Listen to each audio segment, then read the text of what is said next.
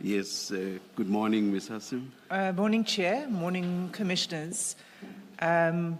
We are meant to be dealing with the application by Mr. Mogotsi for the recusal of an evidence leader, and I will be making submissions in opposition.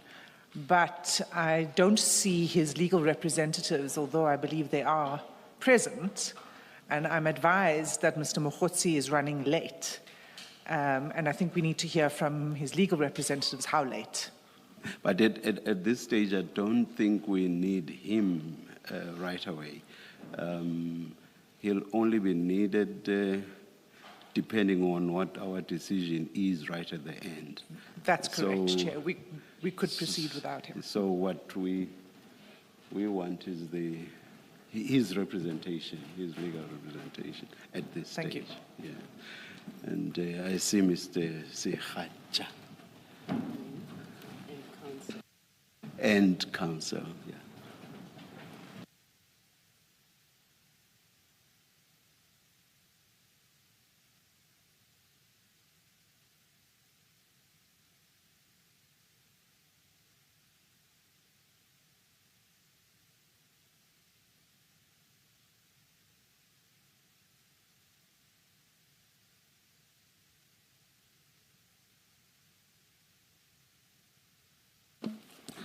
Good morning, Mr. 𝐬𝐮𝐬𝐫𝐞. Oh, who's leading today? I greeted you because you were leading last time. Good morning, Chair. Yes. That is correct. I was leading last time. Yes. But for today's purposes, Counsel, Advocate Mohomane, she's the one who's going to be leading.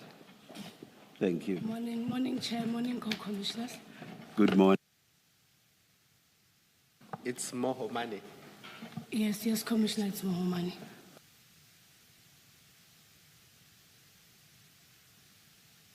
Please spell it for me. I just want to. Surname, Chair, it's M-O. Just H-O. H-O. M-A. M-A. N-E, Chair. Mohomane. Yes, Chair. Thank you. Thank you, Chair. Thank you. Are you ready, Ms. Mohomane? Yes, Chair, we are ready to proceed. Yes. Chair, prior to starting, I thought it would be prudent to inform the Commission. We spoke to Mr. Mogotsi. He said that he's delayed in traffic, but his GPS shows him that he'll be here in the next 15 or 18 minutes. I'm uncertain how the commissioners would like us to deal with the matter. Do we proceed in absentia or do we wait for him to arrive? I seek the chairperson's direction. To my mind, this is very much akin to a motion matter in court. You don't need the litigant in such a matter. So let's start.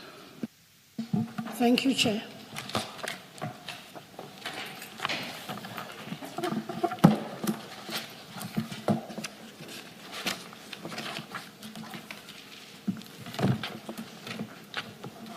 Chair and Co-Commissioners, this is an application that is being brought by Mr. Oupa Brown Mogotsi for the recusal of Matthew Carlson SC, who is the chief evidence leader in the proceedings where Mr. Mogotsi is witness. Now, Chair, what the relief that the applicant seeks is that Advocate 𝐾𝐨𝐧'𝐭 be recused from the matter and an alternative evidence leader be appointed to cross-examine Mr. Mogotsi. The basis of the application rests on the possibility of biasness or impartiality. And this, Chair, stems from Actual bias or actual bias alternatively perceived? perceived bias, Chair. Not actual, but perceived. Perceived bias. Thank yes, you. Chair. And the reason for this perceived bias is as a result of events that took place before the Commission on the 9th of March and the 10th of March. Mr. Karim Suleiman came in to bear testimony before the Commission.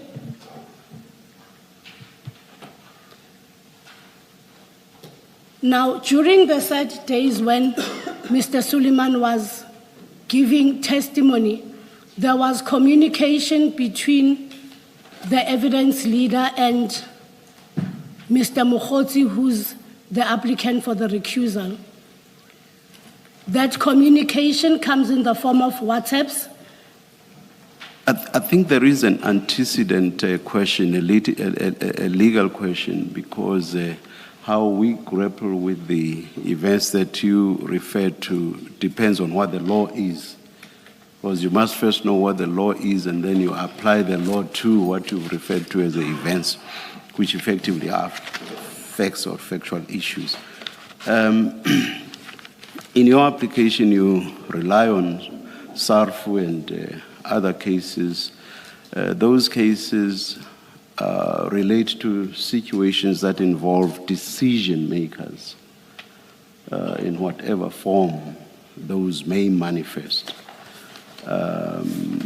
The respondents have taken the point that those cases are irrelevant to a situation like the present, where a decision maker is not involved. And the point made is that the chief evidence leader is not a decision maker. So what law are you relying on?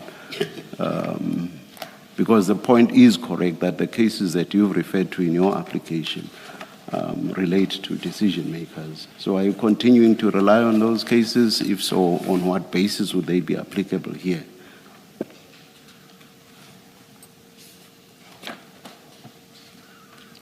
Chair, I would be inclined to concede that the cases or the case law that was used by the applicant is that of the decision makers and not the parties who partake in the proceedings.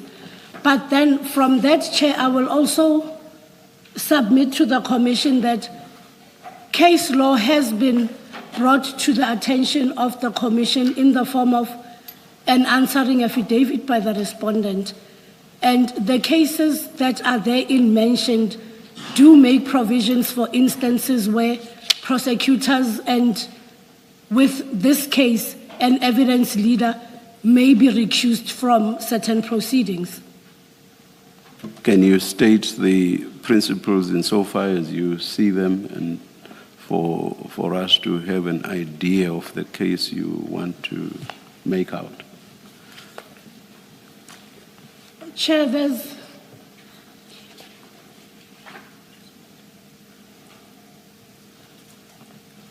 is the matter of the DPP of the Western Cape versus 𝐬𝐮𝐬𝐽. It's a 2007 decision in the Supreme Court of Appeal. The full citation is at 169 in brackets RSA. It's DPP, Western Cape versus 𝐬𝐮𝐬𝐽 in brackets 2007,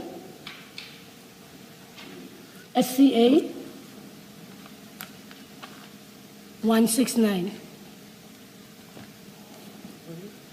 Is it the case, same case cited in footnote 16 of the answering affidavit? Yes, Co-Commissioner. Footnote 16 of the answering affidavit on page 70. That's where the citation is. That's footnote 16 on page 70 of the record. Page 70. And the test there is substantive unfairness. It's substantive fairness, yes, Commissioner. Unfairness. Unfairness, yes. So that's basically what you'll be relying on. There's also reliance on Porridge versus, is it NDPP, by the respondent? Yes, By Chair. the respondent. I would assume that the test is the same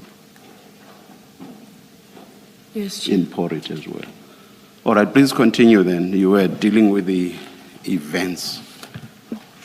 Maybe just to correct the citation, as we have it here, it's 2008, volume 1, SACR, page 247 SCA. Is that the one you're referring to? Because you've given us a different citation. No, Commissioner, according to the papers, it reads as 2007 SCA 169.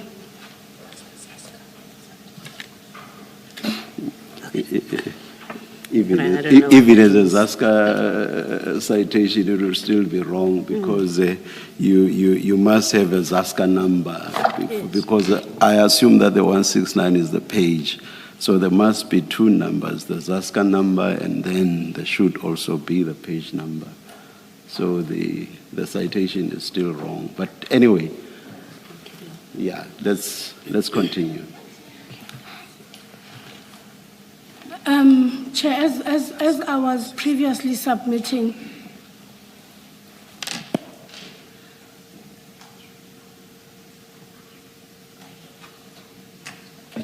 Yes, as I was please. previously submitting, Chair, previously Mr. Mogotsi was before the Commission with a different legal team. Subsequent thereto, in January of 2026, the legal team withdrew from the record. Now, Mr. Karim came on to give testimony before the Commission, and this occurred on the 9th and the 10th of March, respectively. And it's at this time when there was communication between the evidence leader and Mr. Mogotsi. Now, this communication comes in the form of telephone calls and WhatsApp messages.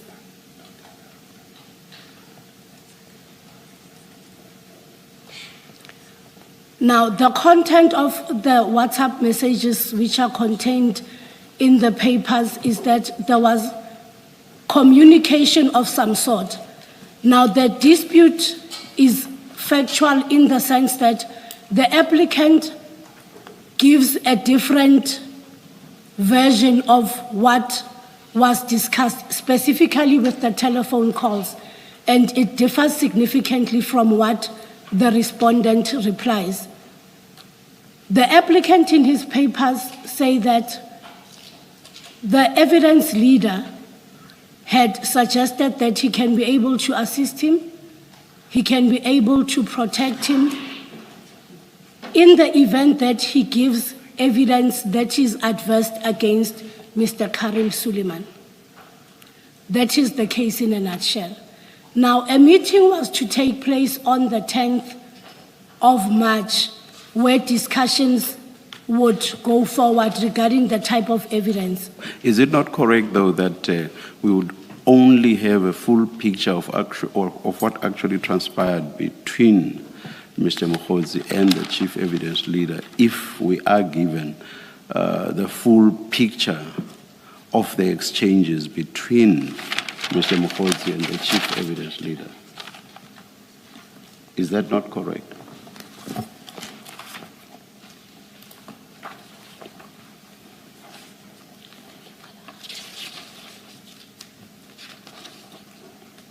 I don't think that's something you can find in the papers. It's a question that you should be able to answer off the top of your head. Chair, the intention with the perusal was to take the Commission to the attachments of the WhatsApp messages which would have the dates and the times when the communication started between both parties. I don't think that's what I'm asking. What I'm asking is, do you agree or do you not that for us to get a full picture of what actually transpired between Mr. Mogotsi and the chief evidence leader is if we have a full picture of the exchanges themselves? Is that so or not? That is so, Chair. Has Mr. Mogotsi given us that full picture? Mr. Mogotsi has given us what he has in his possession in the form of WhatsApp messages. Further thereto, with regards to the telephone calls, he has given disclosure of what was discussed in those telephone calls that took place. I'm uncertain whether there's anything that he has omitted to give to the Commission. I will not get into much detail. I'll just mention one, and you'll correct me if I'm wrong. There's the one during Mr. Karim's testimony where Mr. Mogotsi sent to the chief evidence leader what was normally used as laughing emojis, but with a person, with tears coming down the person's face. But I think you know what I'm referring to. That's an example of something that was excluded. And from what you said, I understand you to be suggesting that all that Mr. Mogotsi has excluded are just phone calls. But what I've just referred to, I think that too was excluded. That's just one example. That is... Or am I wrong? There is an explanation that is contained in the replying affidavit about... Am I wrong? No, Chair, you are not wrong. Yes. However, Chair, when that issue was raised, Mr. Mogotsi then goes and he addresses the issue and he gives an explanation as to why that was omitted in the images or the WhatsApp chats that were handed in as annexures. And what's that explanation? Chair, the explanation is that he took what he thought was necessary in order to make a case. And this Chair can find at paragraph 43 of the replying affidavit. Page? 43, Chair. Page in terms of the entire pagination, not the page of his affidavit. 267.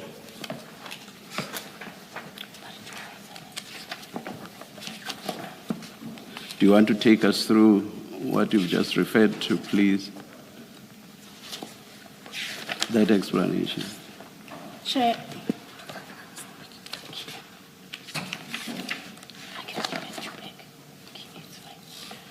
Chair will find at 267 of the bundle. You said paragraph? Paragraph 43, Chair. 43, thank you. Yes, Chair.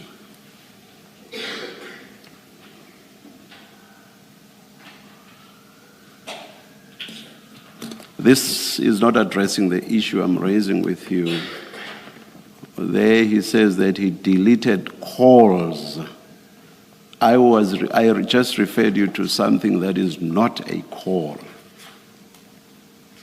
And that is what I was engaging you on now. That is something that is not a call. Go to page 97, paginated 97 of the papers, and there's what I'm referring you to.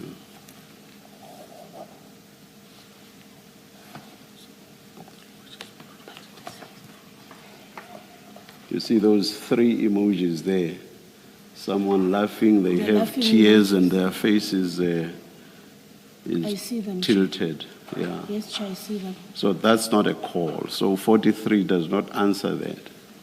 Paragraph 43 at 267 does not answer that.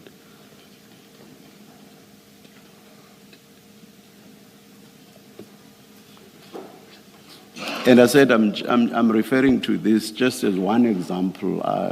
Maybe my colleagues, Ms. Hassim, I do not know, but perhaps they may refer to something else. But I just raised this one example to say to you, it is not correct that all that he took out were calls only. Now, Chair, in response to that, if the commissioners look at paragraph 42 of the same affidavit that I referred the chairperson to, it reads that the sole intention behind the deletion was to protect my conversations with the third respondent from third persons. That doesn't make sense to me. What does that mean? I mean, if he is saying, here are our conversations, however they may manifest, And these communications show that the chief evidence leader is perceived to be biased. That's the language you use in the application. How do you then go ahead and protect him? You should actually be seeking to embarrass him and show what a bad person he is by showing what he has communicated, or by showing what you have communicated, if in your view it shows the perception of bias, or it demonstrates the perception of bias. So I just do not understand. What do you mean by this? Or rather, what does Mr. Mogotsi mean by what he says in paragraph 42? Chair, in response, I'll submit that,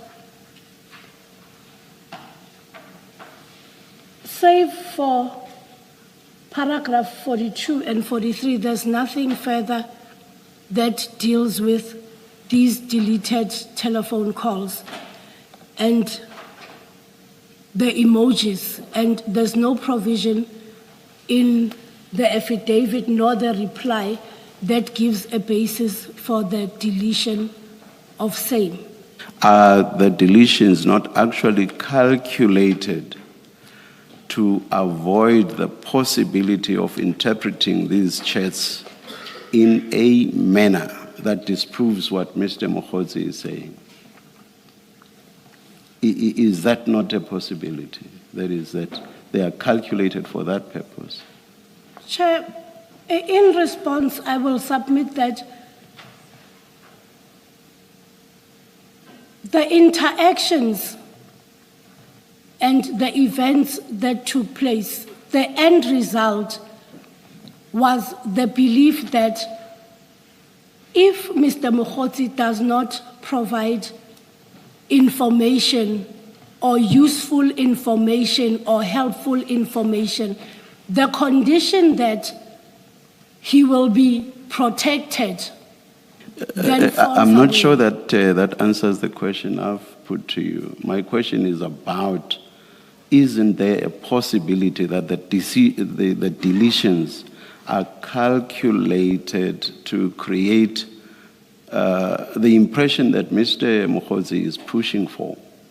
So he deletes whatever may be at variance with or at odds with what the chief evidence leader is saying.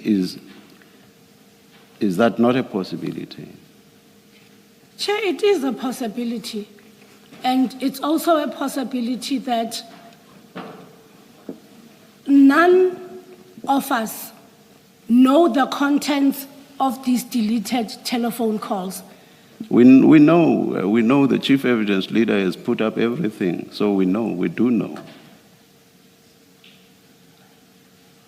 But Chair, it's the same information. Except of course for calls, we are not in a position to know the content of the calls themselves. But as for texts, the chief evidence leader has put up everything.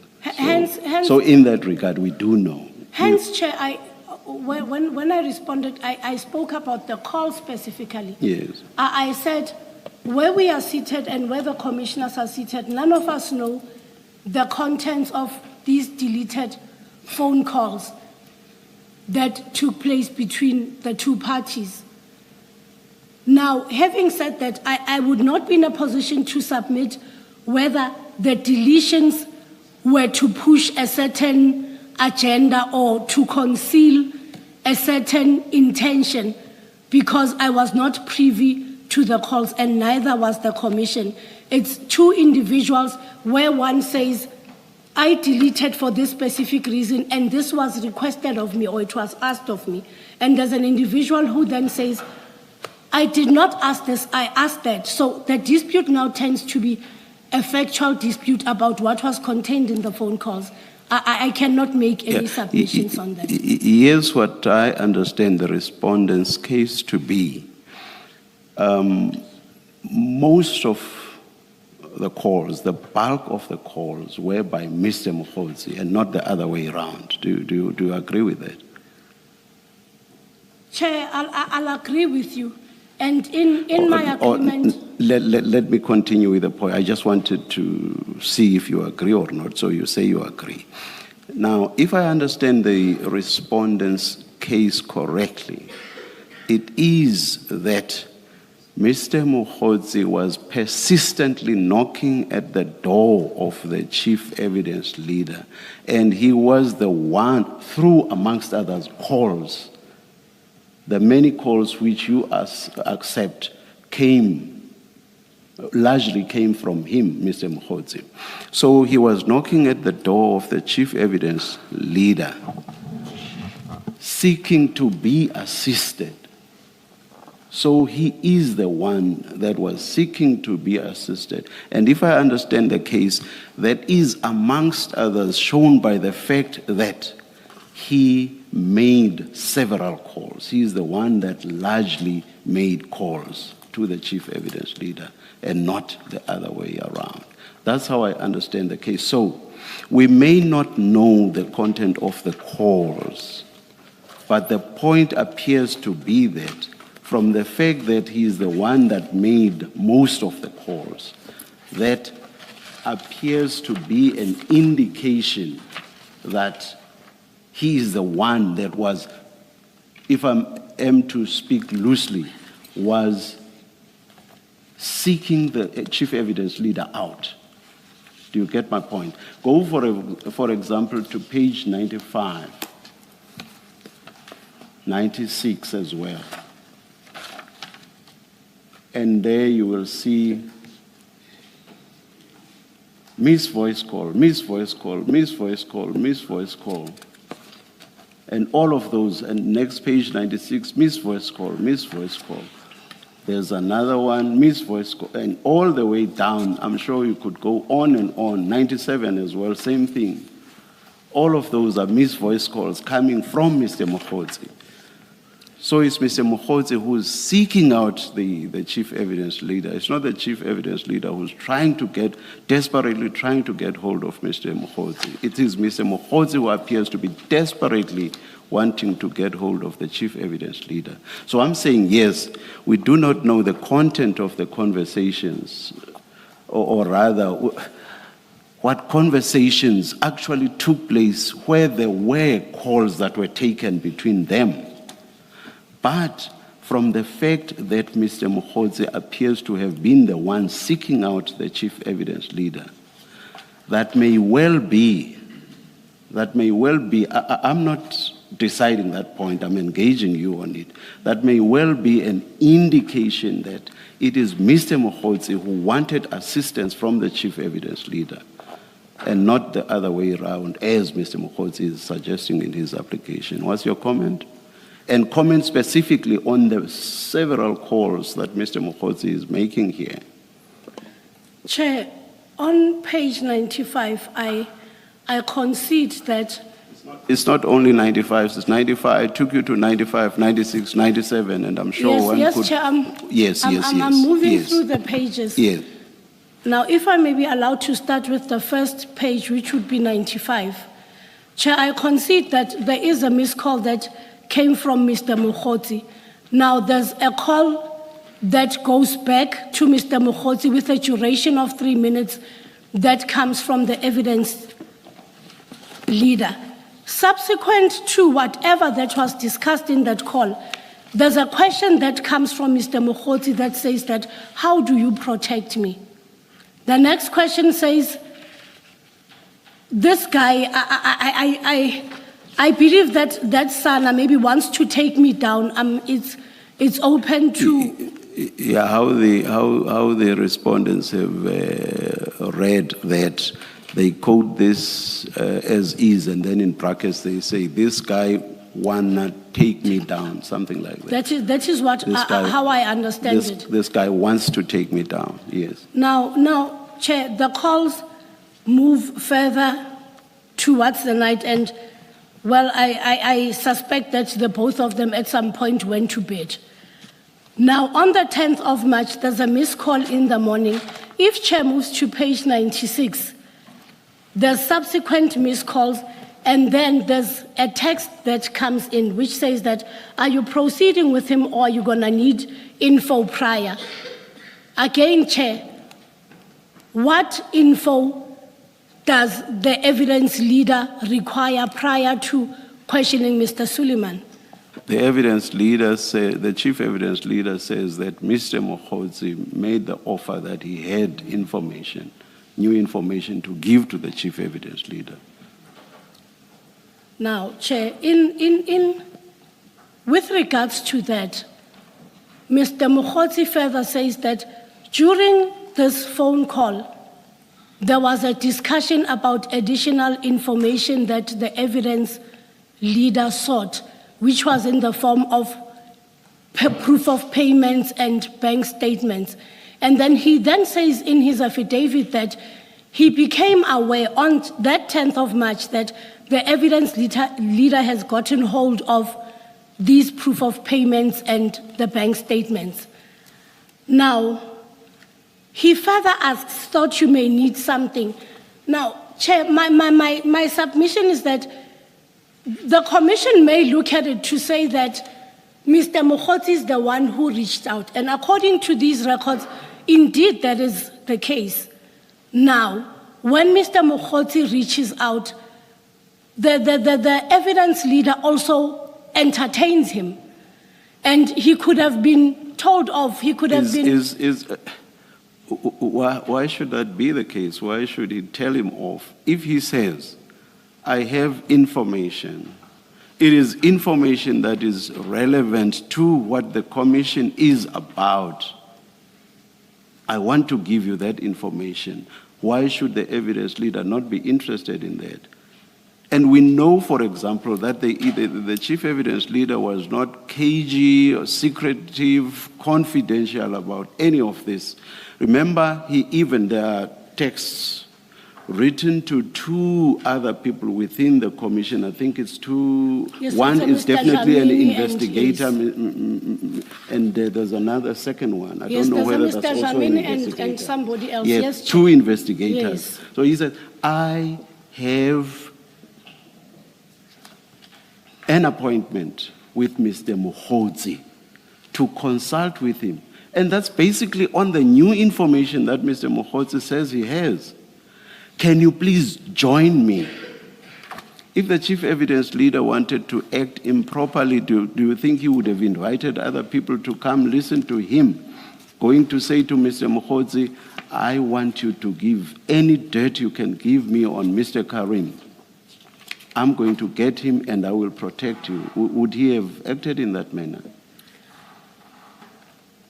Chair, Or perhaps let me go back to my initial question, which is, to use your language, why should he have told him off? If he said, I have information, why should he not listen to what that information is? That's the first point.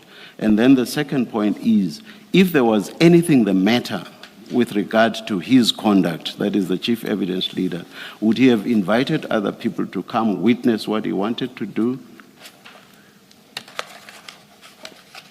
And please answer both questions.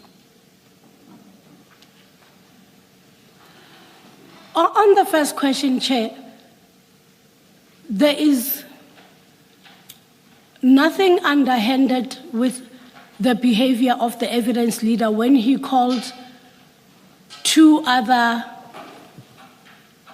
parties or members, if I may so put it without labels, who form part of the team for the commission to come with him when he goes to meet with Mr. Mogotsi. Now, then the question turns on, would he have, if he knew that he was going to do something underhanded with Mr. Mogotsi? Chair, the allegation here is not anything underhanded. It's got nothing to do with underhandedness. It's the phobia that... I understood it to be Mr. Mogotsi's case that everything about what the chief evidence leader did was underhanded. So what you are saying now seems to cut across that case. No, Chair. What he says is he wanted valuable information. He wanted me to throw Karim Suleiman under the bus.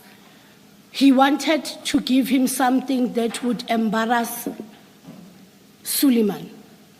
Now, in the event that I cannot do that, So are you now saying that there was basically nothing wrong that the chief evidence leader did? Which you cannot say if your case is that the chief evidence leader must be taken out of this case. You cannot possibly say there's nothing wrong he did. Chair, there has been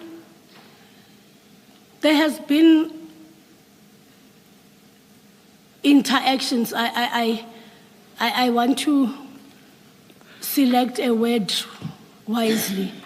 There has been interactions between the evidence chair and Mr. Mogotsi, which chair have strained whatever relation that they might have had. And to demonstrate that even prior to the recusal application... I'm going to get lost. I'm very, very sorry. My most sincere apologies, but I'm going to get lost. My first question to you was, why do you say that the chief evidence leader ought to have told Mr. Mogotsi off? Again, I'm using your language. When Mr. Mogotsi was saying, I have information for you, information that is relevant to the commission, why should the chief evidence leader not listen to Mr. Mogotsi to hear what the information is? Maybe instead of what I did earlier, which was to ask 2 questions, let me ask that 1 question and get your response on it.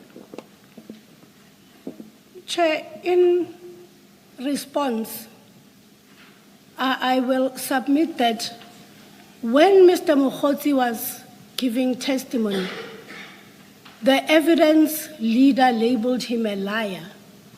Now, you have this person who's a liar, and he comes to you and he says he has information, and you take the word of a liar and you entertain him and you run with that information.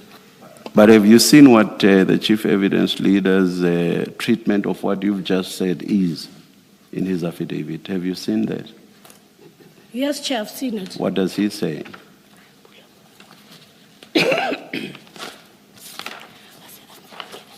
Let me tell you, to save time. The chief evidence leader says that I would still listen or consider what Mr. Mogotsi says. But from where I am sitting, because Mr. Mogotsi has been shown to be a liar, I would want to have corroboration of whatever it is that he were to tell me. That's his response. So I think that answers the hypothetical question you are raising. Chair, I'll respond by saying that the corroboration comes after they have engaged each other for 2 days. It comes late on the 10th of March. They make an appointment to meet at 13 I'm not sure I 4. get you I'm not sure I get what you mean by referring to corroboration coming to the fore. Because corroboration would only be after the chief evidence leader had received the information. Then as to what he would do with regard to how that gets corroborated is something that would arise after receipt of the information. So I don't follow. I'm in agreement with the chair. Yes. Why I'm raising this issue, Chair, there's numerous phone calls. Yes. There's messages, there's missed calls, there's emojis that come for a period of 2 days. And the appointment is finally confirmed on the second day at 1613. And they've been engaging each other for 2 days with telephone calls that, as I had previously submitted, I know nothing about, and the Commission doesn't know the contents thereof. But I think we all agree, though, that whatever was said in those phone calls was not about the actual content of what Mr. Mogotsi could or would have said, because that is exactly what the consultation was to be about. So, no question of any corroboration at that stage. So, yeah. I will stop there and say, subject to whatever issues my co-commissioners may want to raise, you may continue with your argument, and I'll try not to disturb you any further. Maybe before you continue, if you look at page 76, paragraph 8.2, that is the evidence, Mr. 𝐶𝐨𝐬𝐵𝐠𝐞𝐿's affidavit. And in there, that's the answering affidavit. Yes, Commissioner. 8.2, he says the suggestion that Mr. Mogotsi could provide evidence the suggestion that Mr. Mogotsi could provide evidence against Mr. 𝐼𝐻 first came from Mr. Mogotsi himself, unsolicited by me. That's what Mr. 𝐶𝐨𝐬𝐵𝐠𝐞𝐿 says. Then you look at how Mr. Mogotsi deals with that in his replying affidavit. You'll find it at page 264. It's quite a lengthy response. It goes from paragraph 22 up to 29. But in all of that, he does not deny that he's the one that approached Mr. 𝐶𝐨𝐬𝐵𝐠𝐞𝐿 with an offer to provide information about Mr. 𝐼𝐻. And in your exchange with the chairperson, I understand you in your own way to not be disputing. That's how this started. Now, if that is the case, and we have to accept that is the case, because in the replying affidavit it's not denied, so Mr. 𝐶𝐨𝐬𝐵𝐠𝐞𝐿's word on it would be the last word on it. Now, if that is what happened, how is it a problem or even a ground for a complaint that finds a recusal application that they then continue conversations about Mr. 𝐼𝐻? How can it be? Can the Commissioner repeat the question for me? If the admitted case or the undisputed case, let me make it the undisputed because Mr. Mogotsi does not dispute it. If the undisputed case is that Mr. Mogotsi is the one that approached Mr. 𝐶𝐨𝐬𝐵𝐠𝐞𝐿 with an offer to give him information about Mr. 𝐼𝐻. That's the case, right? And I'm saying that's not disputed. Your client had the opportunity to dispute and say exactly what happened in those conversations, but he doesn't dispute it. So we must accept that the true position is that Mr. Mogotsi, unsolicited, offered to Mr. 𝐶𝐨𝐬𝐵𝐠𝐞𝐿 that I will give you information about 𝐶𝐨𝐬𝐵𝐠𝐞𝐿. Now with that, about 𝐼𝐻, about Mr. 𝐼𝐻, with that, knowing that, how can it be then a legitimate ground of complaint that Mr. 𝐶𝐨𝐬𝐵𝐠𝐞𝐿 was having discussions with me to give him information about Mr. 𝐼𝐻? How can it be? Just logically, if nothing else, just logically, how can it be a legitimate ground for complaint and therefore for recusal? Commissioner.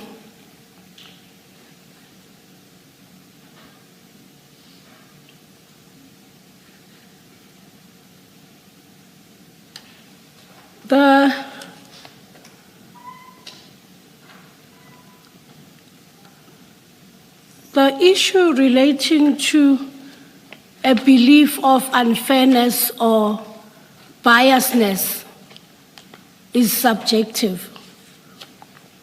And it is not disputed that Mr. Mogotsi reached out to Mr. 𝐾𝐨𝐧'𝐭. Now, what then transpired from there on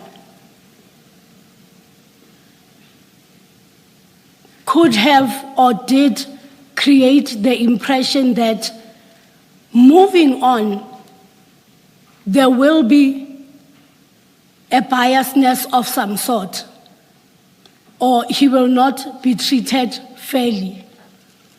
And this is what prompts the application. Okay. And prior to the application being brought, there was a letter that was addressed to the commission. No, don't go to the letter. You're not answering my question. I'm going to repeat it. But before I do that, let me correct you. You are incorrect. It's an incorrect standard to say the issue of biasness is subjective. It's an objective test. I expect you know that. So the test is objective. That's one correction. Two, my question to you, don't go to letters that were written to the commission. My question to you is simply this. Mr. Mogotsi approached Mr. 𝐾𝐨𝐧'𝐭 with an offer to give him information about Mr. Karim.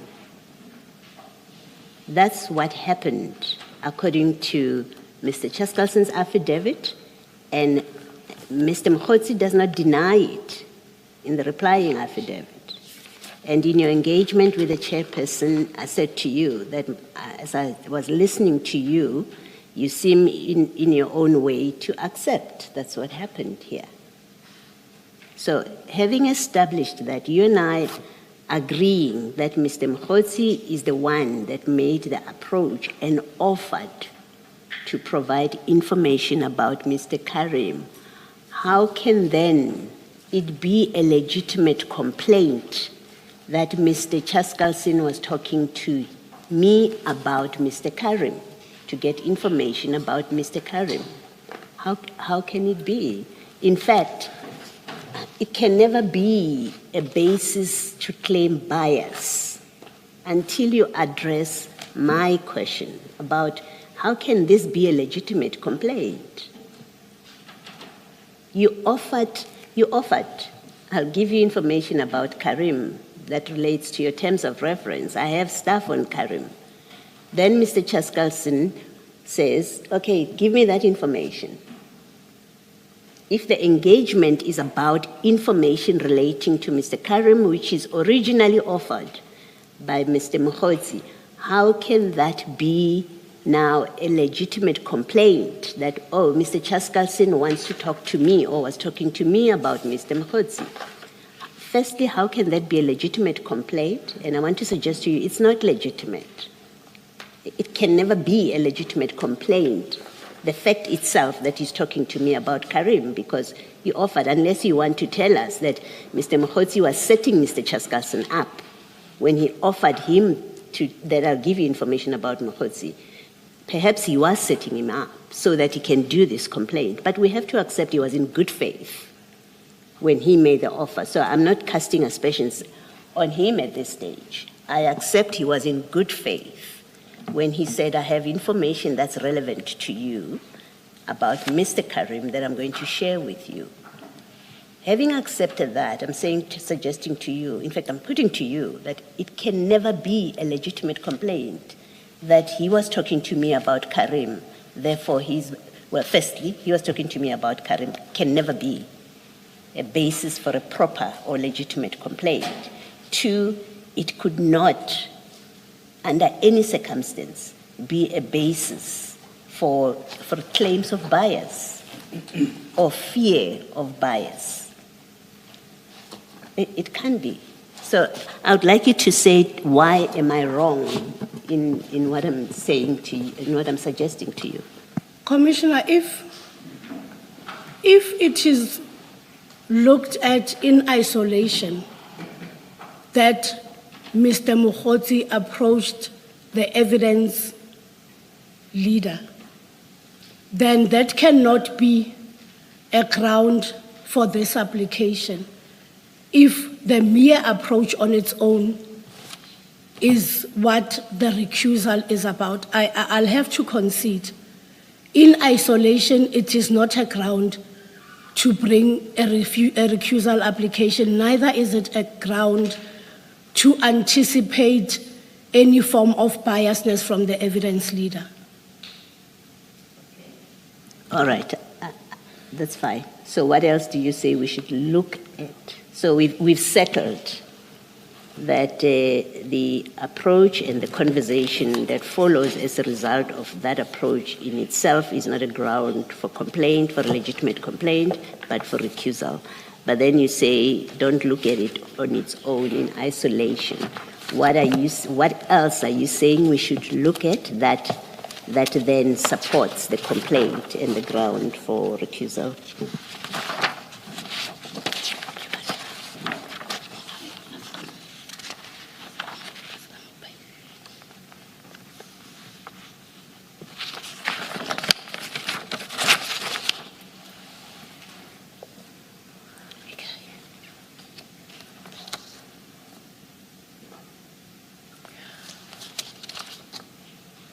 Commissioner, if I may refer you to page 38 of the bundle, it's back to the telephone calls and the WhatsApp messages.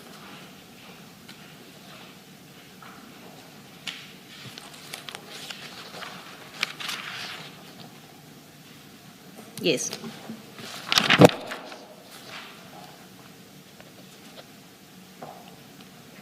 Now, this is a continuation from the dates that we spoke about prior, but there is a message here and it reads from Mr. Mogotsi, I believe you can help me. Now there's a response after that which says, I think so too, but you can't mess me around. Now, What about that?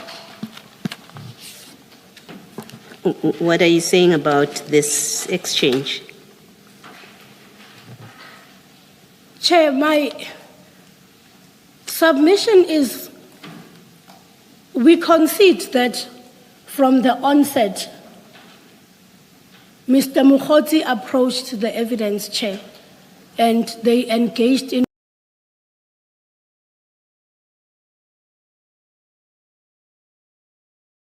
whatever form of communication that they engaged in. And as the commissioner had said, the purpose of the exercise was bona fide, to say, I have information, I can help you.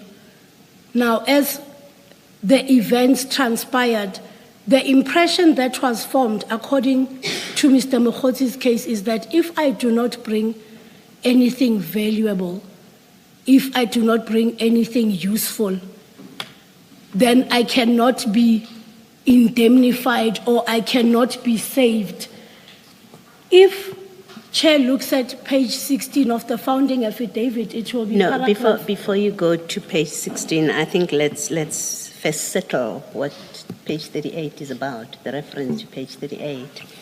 The text reads, I believe you can help me. And we know from the papers, and you've just said, that is Mr. Mogotsi saying to Mr. 𝐾𝐨𝐧'𝐭. And Mr. 𝐾𝐨𝐽 responds, I think so too, but you can't mess me around. What are you saying about this? Chair, Commissioner, I apologize. What I'm saying about the messing around, it forms an impression that give me the information, don't play with me. Where does it form that impression? That the text doesn't Chair, say... if you read... Sorry, let me finish.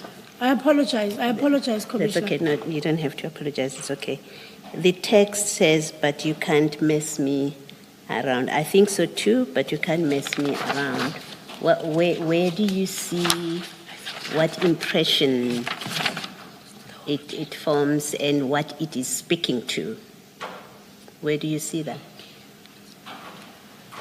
Chair, Because I think keep in mind Also, I want to suggest that you also don't read that. Let's not. A proper way of reading any document is to read it in context. You know that, right? So look at the context of the communication from the beginning to the very last one, and the one that precedes. I believe you can help me. It's preceded by when am I going to be heard? When are you bringing the subpoena? Which date do you have in mind? When I know we can fit you in. That's Mr. 𝐶𝐨𝐵𝐿.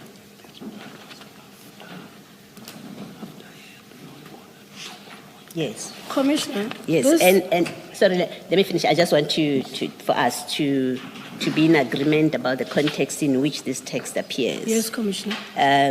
That whole page, it starts with what happened to you. That's Mr. 𝐶𝐨𝐵𝐿, and in his affidavit, he does say that they had been waiting for Mr. Mogotsi to come here for an appointment. Mr. 𝐶𝐨𝐵𝐿 and the two investigators. And Mr. 𝐶𝐨𝐵𝐿 says in his affidavit, we waited for 2 hours. He complains. He says, we actually wasted a good 2 hours waiting for Mr. Mogotsi and he didn't arrive. And that explains, according to Mr. 𝐶𝐨𝐵𝐿.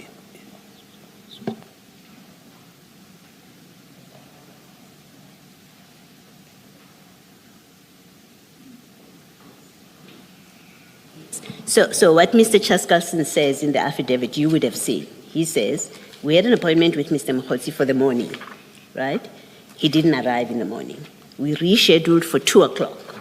He didn't arrive at 2 o'clock. And Mr. 𝐶𝐨𝐵𝐿 complains in his affidavit that he wasted our time. We waited for a good 2 hours for him to arrive.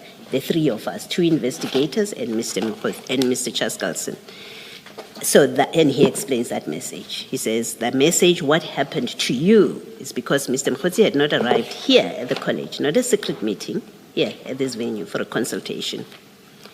And then Mr. 𝐶𝐨𝐵𝐿 says, and I read this only to say to you, context is important. We should not read selectively WhatsApp messages. After Mr. 𝐶𝐨𝐿 says, what happened to you, he then again says, I can't hear your evidence tomorrow. Note the date of the text is the 12th of March. Mr. 𝐶𝐨𝐿 says, I can't hear your evidence tomorrow anymore because we haven't met on the new info yet. I will see what else works on the calendar and get back to you. And then Mr. Mogotsi asks at 11:31, when are you bringing the subpoenas? That's Mr. Mogotsi. He indicates a willingness to come and testify. Mr. Mogotsi again asks, which date do you have in mind?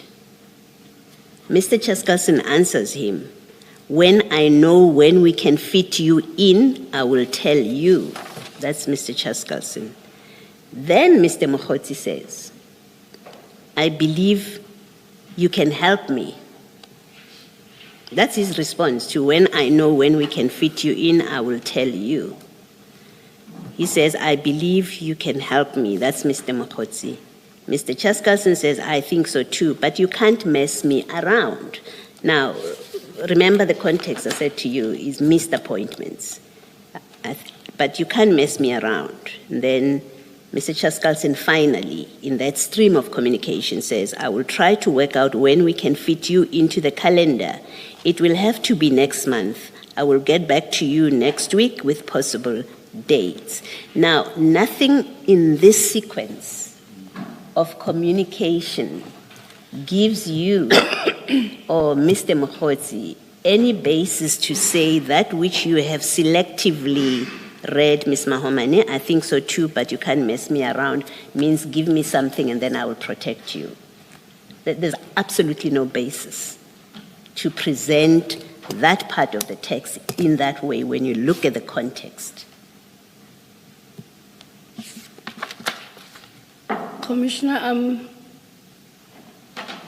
I'm inclined to agree with you thus far.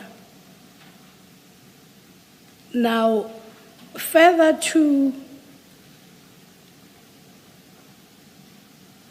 the response that you can't mess me around and I'll try to work out when we can fit you into the calendar. There's a response from Mr. Mogotsi which says that how do I get involved and finish, which I wish I knew what to do exactly. You say what about it? We are underneath, fit you into the calendar. It will have to be next month message. Yes, I can see that. That is on page 39. So it's a continuation of what I had read at page 38, Yes, right? there's a message Okay. that comes in at 12:43. Yes. How do I get involved and finish? Wish I knew what to do exactly. Yes, what about it? That's Mr. Mogotsi saying to Mr. 𝐶𝐨𝐽, right? And in the way that it's presented on this page, it is a response to Mr. 𝐶𝐨𝐽 saying, I think so too, but you can't mess me around.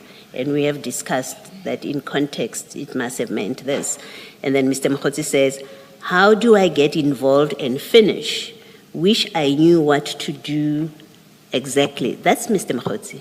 It's not Mr. 𝐶𝐨𝐽. What are you saying about it? I agree. And I asked the question, keep in mind my conversation with you is about what do you say Mr. 𝐶𝐨𝐽 did wrong in this communication that is initiated by Mr. Mogotsi to give information about Mr. Karim to Mr. 𝐶𝐨𝐽.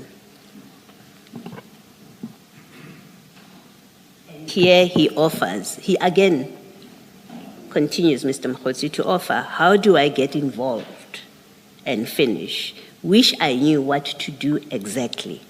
What do you say Mr. 𝐶𝐨𝐽 did wrong when you read this text? That creates a basis for the complaint and for fear of bias on his part. Commissioner, with the last response, in the WhatsApp message, my submission would be the navigation of whatever it is that Mr. 𝐶𝐨𝐽 and Mr. Mogotsi were doing was being steered by the direction of the evidence leader, if I may so put it. Where do we see that? He asks, Mr. Mogotsi asks, he says that, how do I get involved and finish? I wish I knew exactly what to do. Why do you say this text was steered by, and you have to give us facts, remember? You don't get to say whatever we want. You are making allegations of fact. So when you say this text, how do I get involved and finish? Wish I knew what to do exactly. When you say this was steered, to use your language, by Mr. 𝐶𝐨𝐽, you have to refer us to the source of that steering.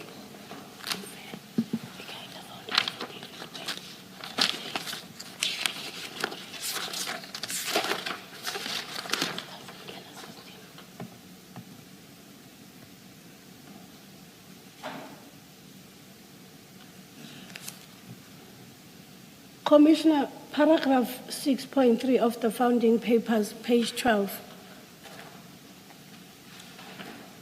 That is the first conversation. It's 6.3. It's 6.3, Commissioner. It's page 12 of the Bible.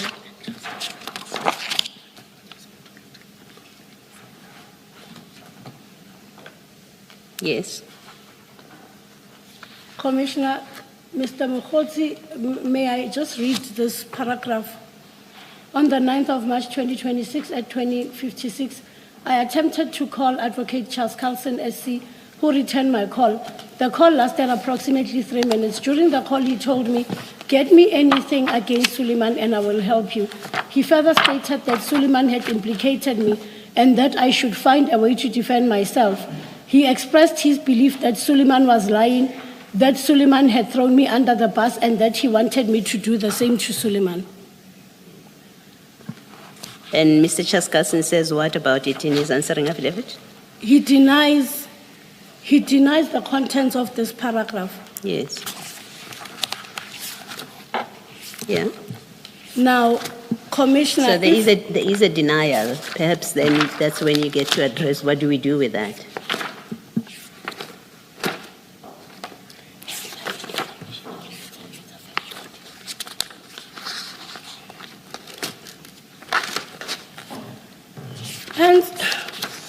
Hence, Commissioner, in response to that, I had said to the Commission that there's a factual dispute here wherein one party says, I did, and the other says, I did not.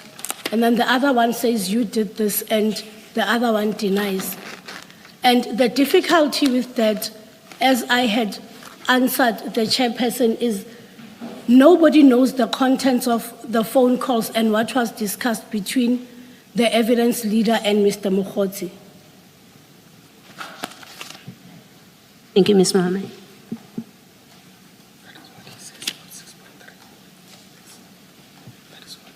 He says, Commissioner, the evidence leader says that he's got no detailed recollection of what was discussed in the call on the 9th of March, as opposed to the call of 8:03 in the morning of the 10th of March. It's not a denial per se. He says that he has no recollection, so he's not disputing that. Right, I've heard you. Ms. Mohammed, only two issues from me. Good morning. Morning, Commissioner. The transcript of 10 March 2026, when Mr. Karim was here giving evidence on page 159 and 160. On which page, Commissioner? 159 and 160.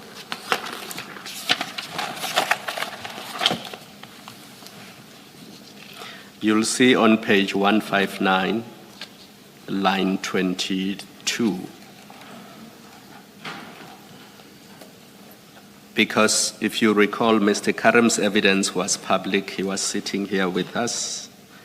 Mr. 𝐾𝐨𝐽 says, now, did Brown ever meet with you and Mr. Maumela? Mr. Karim says no. Mr. 𝐾𝐾𝐽 continues, you say no, because after your evidence yesterday, Mr. Mogotsi called us up and said he had in fact met with you and Mr. Maumela shortly after this tender. You have no recollection of that. And it continues. And the point I'm making here is it was not hidden that Mr. Mogotsi had approached the evidence leaders and had given them evidence relating to his interactions with Mr. Karim, which is what that was all about. So if that is what has happened, if that is what happened, how does that create a perception of substantive unfairness that should result in the evidence leader being disqualified from leading further evidence? Because there's no suggestion anywhere that what the evidence leader sought was false information from Mr. Mogotsi. If Mr. Mogotsi has information, which is the truth, and can be verified and corroborated through other means, what is wrong with evidence leaders asking Mr. Mogotsi to provide that information so that it can be put to Mr. Karim? I would understand if you were saying in your application, evidence leaders asked Mr. Mogotsi to provide false information. And I emphasize false information because that would be problematic to me. But if in their engagements they said, give me what you have on the issues we are dealing with so that I can put that to Mr. Karim, and he'll have the opportunity in a public hearing to respond to that. What is wrong with that? And how does all of that rise to the level of substantive unfairness that should result in an evidence leader being disqualified?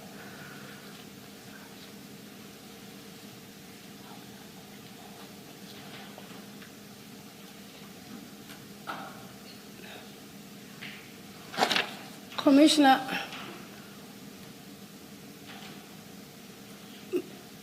as I had previously responded, if that aspect is taken in isolation, And the only issue is that Mr. Mogotsi approached the evidence leader. Then it's the correct position. There is no basis to have the evidence leader recused specifically with regards to Mr. Mogotsi. Now, if as the events unfold and the conversations and the interactions, Mr. Mogotsi starts feeling that in the absence or the failure to provide or to throw Karim Suleiman under the bus doesn't work out, then he's got a problem moving forward. And that is where the inclination of biasness comes in. When he approached the evidence leader, it was done bona fide in the hope that he has information that can assist the evidence leader.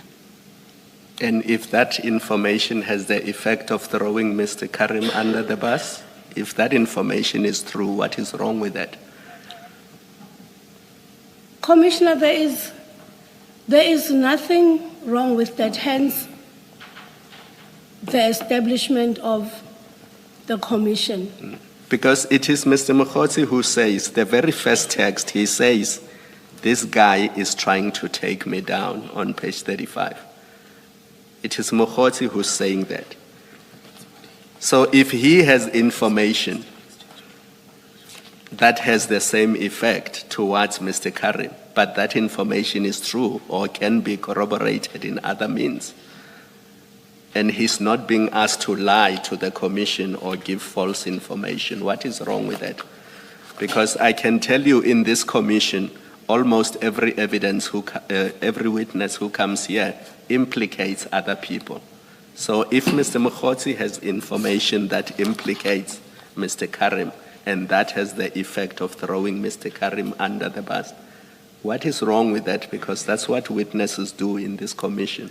They give information, and if it is helpful to the commission, it must be put to Mr. Karim so that he's given the opportunity to dispute it.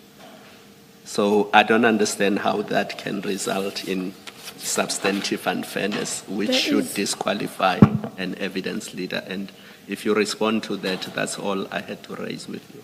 There is nothing, Commissioner, untoward about soliciting information that can assist the commission.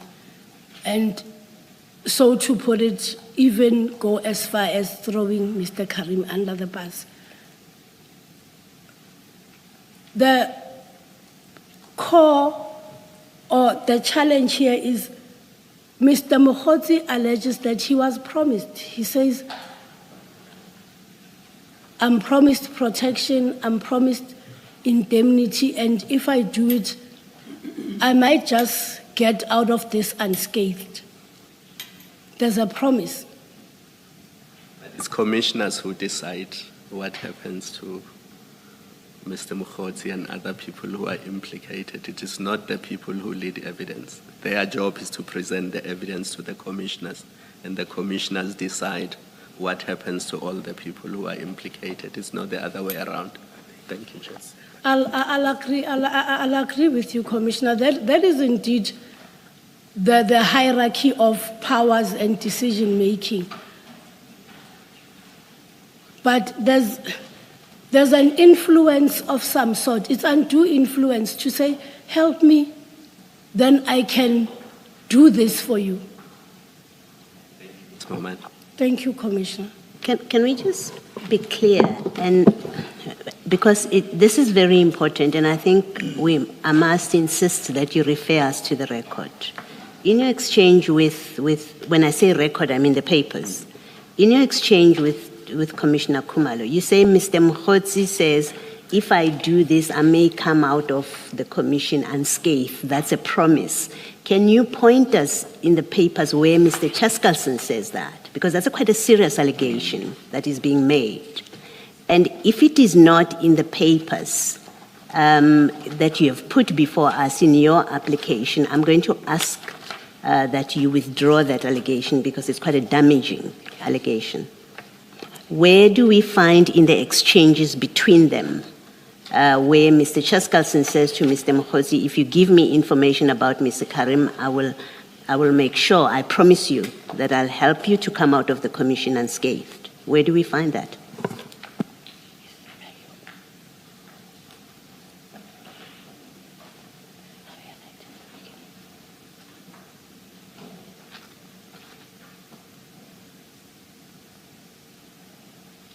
I think the best you can do is 6.5 on page 30.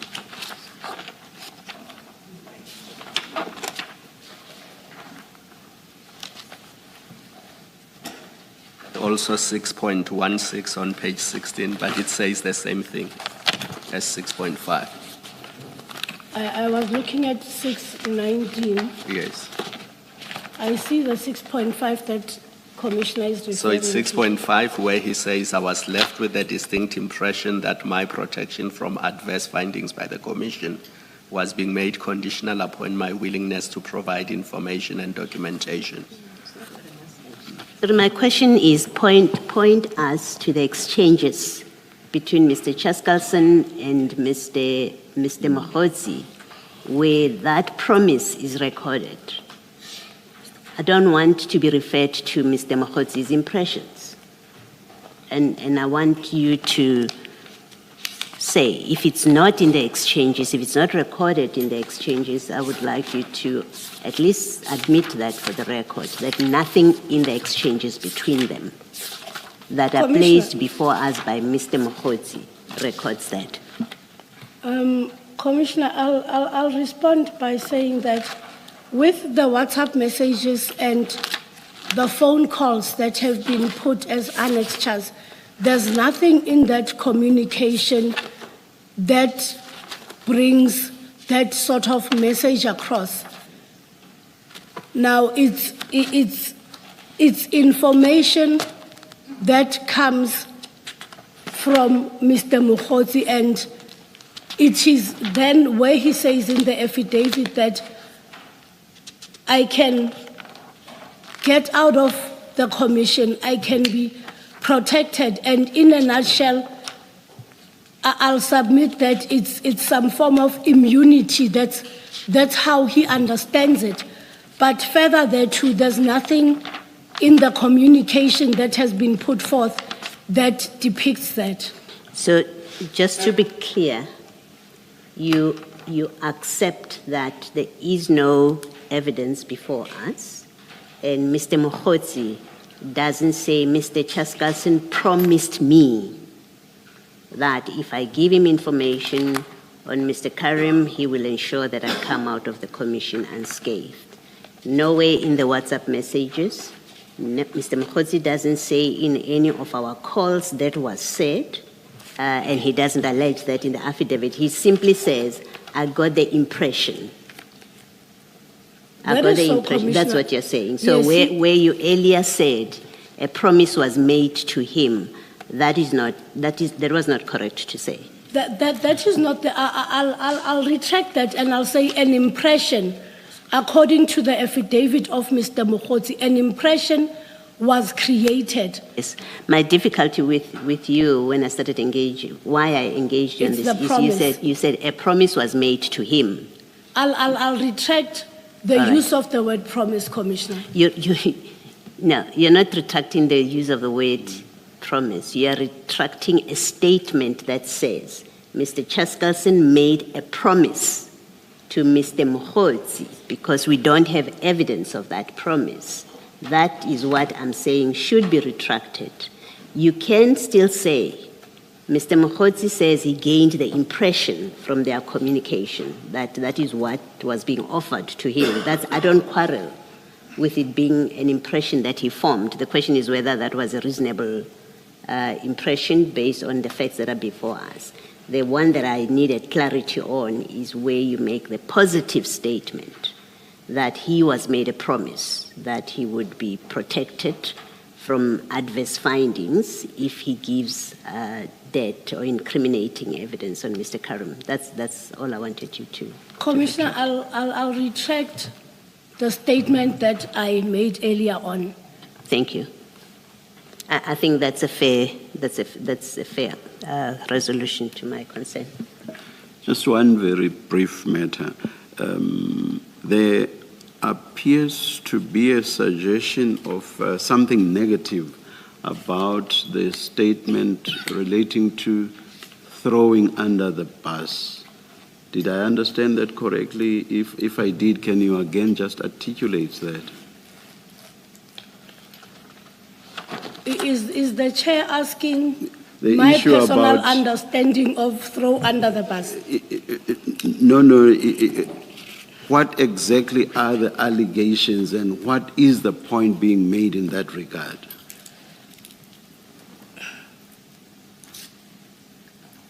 My sense may have been wrong. My sense was that there is a suggestion that there's something negative or sinister around that issue, the issue of throwing under the bus. Chair, it would be defend yourself at whatever cost, if I may put it in a nutshell. Chair, it says, paragraph 6.3 says that it will be on page 12 of the bundle, Chair.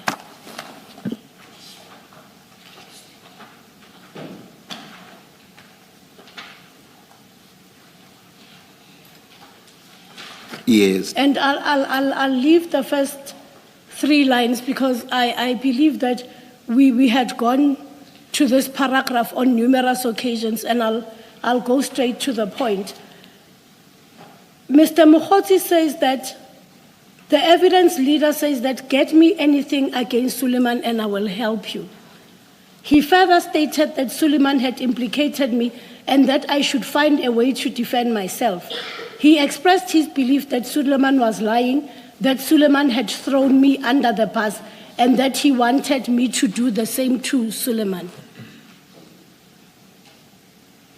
I will not engage you on get me anything against Suleiman, and I will help you because my colleague Commissioner Baloyi has already engaged you on that. I just want to take you to page 253 of the record. That comes after the affidavit of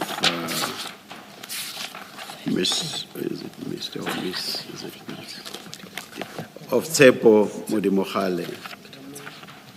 Yeah. Page 253. I've arrived there, Chair. Yes. Now, this is, you'll see the text by the chief evidence leader.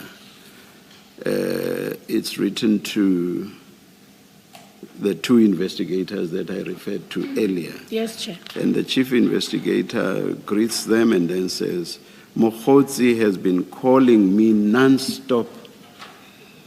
That again emphasizes the point I made with you, that the person who was really seeking out the other was Mr. Mogotsi and not the other way around.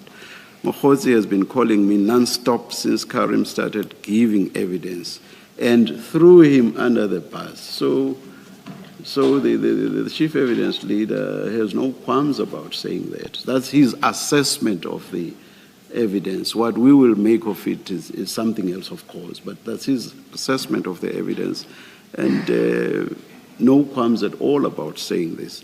He wants to give us dirt on Karim and ostensibly wants to tell us what he knows about Matlala's contract. I've arranged to see him tomorrow at 10. If you are available, please join me. All innocent, so far as I read this.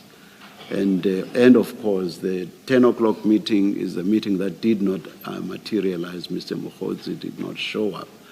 And after contact was revived, an arrangement was again made, as Commissioner Baloyi said, for a meeting at 2 p.m. of the same day.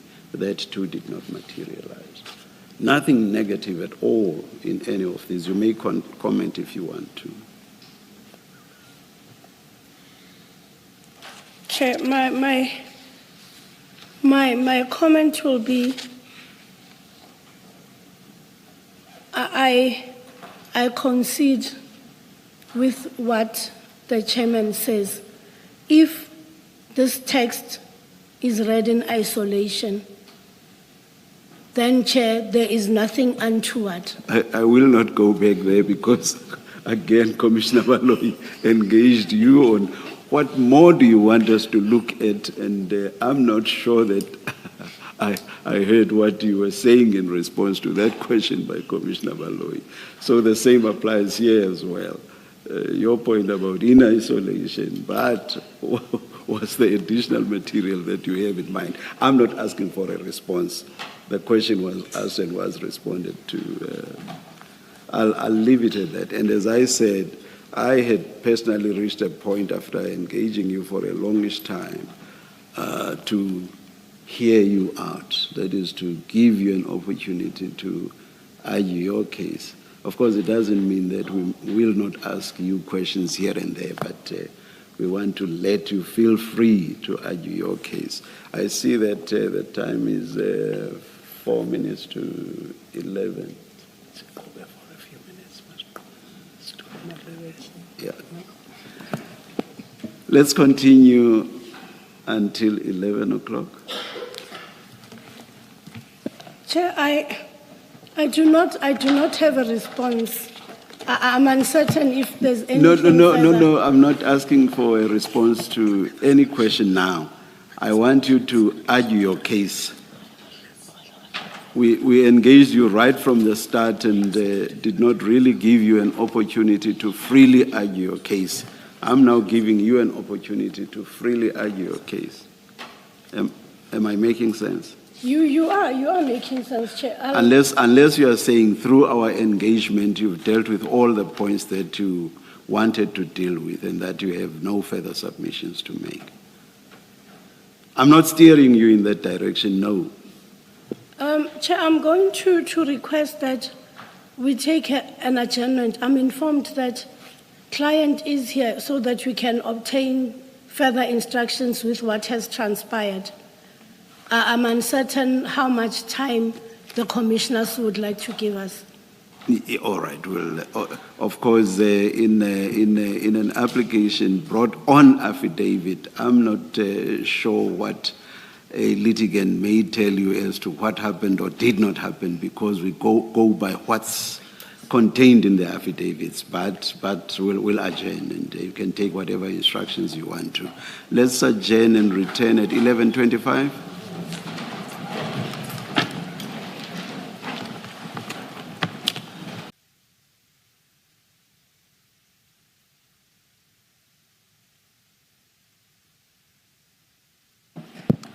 Yes, Ms. Mohomane.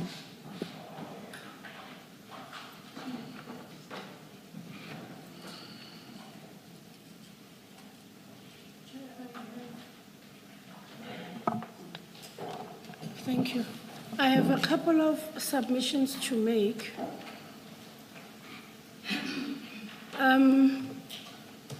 If I'm allowed, may I direct the Commission to page 12, paragraph 6.1 of the founding affidavit of Mr. Mogotsi.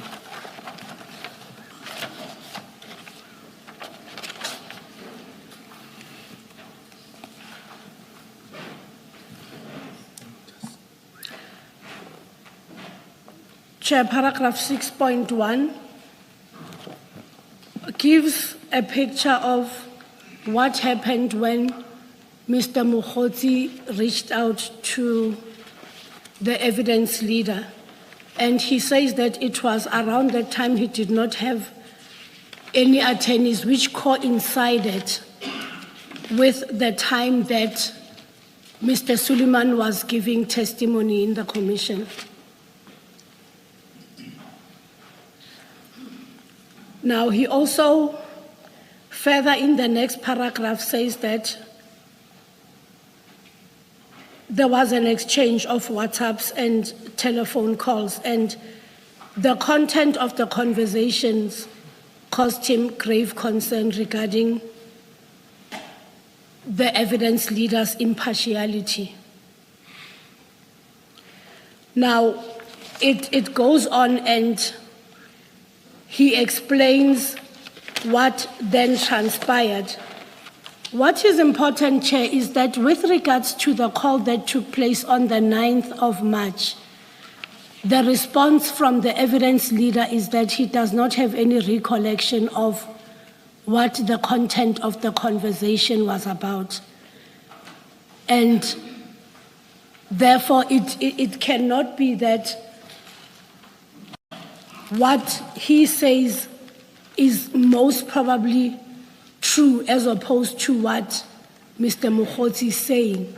Mr. Mogotsi gives a thorough explanation as to what was discussed when the call took place, and that is the evidence that we have before the Commission, and it's not disputed. Now, Chair, I also submit that it's important that we visit the purpose or the rule of one being an evidence leader when it comes to commissions. The evidence leader's role is crucial in its nature in that it will decide how the evidence is tested and it will shape the lines of questioning. And it ought to be done in a way that can assist the Commission, and it also impacts on the fairness of the procedure. The evidence leader can influence the narrative of the evidence, and he's the one who engages with the witnesses in order to solicit evidence from them. Now, Chair, the test for what constitutes apprehended bias is whether a reasonable, objective, and informed person would reasonably think that the decision maker or relevant actor. Are you going back to that test now? Because I thought right at the beginning, you and I reached a stage where we agreed that that's not the correct test, and that test applies to decision makers, and that an evidence leader is not a decision maker. I'll retract. Yes. I'll retract that statement, Chair. Without interrupting you, because you're dealing with an important point, the evidence leader does not say he does not recall that phone call of 2056 on the 9th of March 2026. On page 82 at paragraph 17, this is what he says: I have no detailed recollection of what was discussed. And then he continues, but in paragraph 19 on page 83, he then sets out what was discussed. And you find that on paragraph 19, he says, in our call at 2056 on 9 March 2026, this is what happened, and goes into detail about that. And then on 84, paragraph 23, he says, I would never have encouraged Mr. Mogotsi to give false evidence against Mr. Karim. I categorically deny. Then he sets out the denials.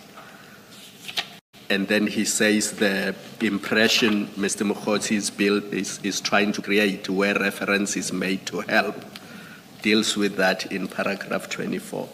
So he doesn't say he has no recollection of the phone call. So that's the full answer to that. So maybe you can then continue with your submissions. I just wanted to draw your attention to what the affidavit actually says.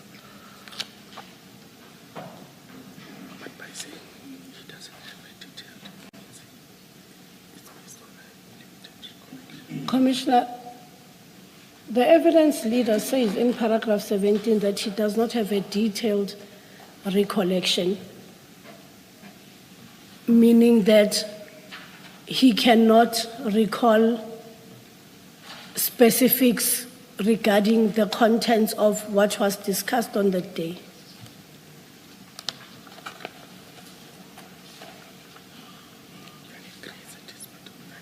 And Mr. Mogotsi then says,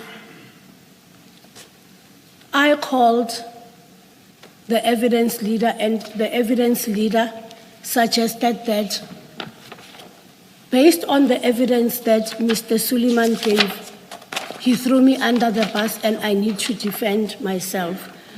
That in itself is a dispute of fact. He says in paragraph 6.3 that the evidence leader asked him to get anything against Suleiman and he will help, and that Mr. Suleiman had implicated him and that he should find a way to defend himself. And further, that Mr. Suleiman was lying. Now, these are two conflicting versions of what the contents of the telephone call are that took place on that day. And my submission would be, in light of the absence of a detailed recollection, then what would be of sense is that Mr. Mogotsi's version as to what was said on that day should be the one that stands. There's a specific denial in 23.2. I deny that I suggested that if he could find evidence to implicate Mr. Karim, I would protect him from adverse findings from the commission. So that is a specific denial, and it goes to the very issue you are raising. You in one breath, Commissioner, say that you don't have a detailed recollection, and in the same papers you say that you deny. How do you deny something that you cannot recollect in detail? But that's a simplistic approach. Let us take the example of a person and their child. And the child says that on the 26th of April 2021, I had a discussion with my father about issue X.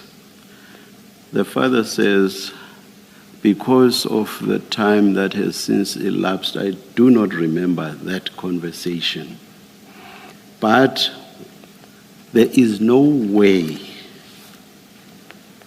with the parenting skills that I have and the values that I cherish, that I could ever have said something like this to my child. I would never, ever.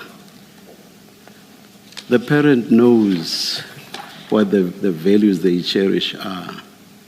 The parent knows what they could never ever say to their child on the basis that it would be at odds with their values. So the parent, even if they do not recall the conversation referred to by the child, is in a position to say, I could never ever have said anything like that to my child. I see nothing wrong with that at all. And that's basically what, in substance, of course, that's what Commissioner Khumalo is drawing to your attention. So the chief evidence leader is saying, whatever the detail of the conversation might have been, there is no way that I could ever have said to Mr. Mogotsi, do the improper. I see nothing wrong with that. He may not remember the detail of the conversation, but suggesting to Mr. Mogotsi that he should do something improper, he said, that I could never ever do. So I see nothing wrong with that. And your point about him in one breath saying this and in another breath saying that does not necessarily apply or necessarily make sense.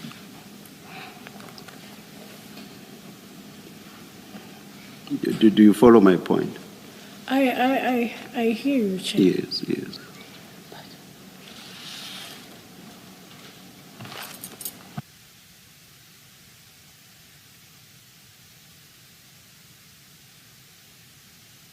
I had said we would try to, or rather not to interrupt as much as possible, but sometimes we cannot resist it because of the submissions being made, because we want to give you an opportunity to argue your cases freely as possible. Yeah. Please continue. Thank you, Chair.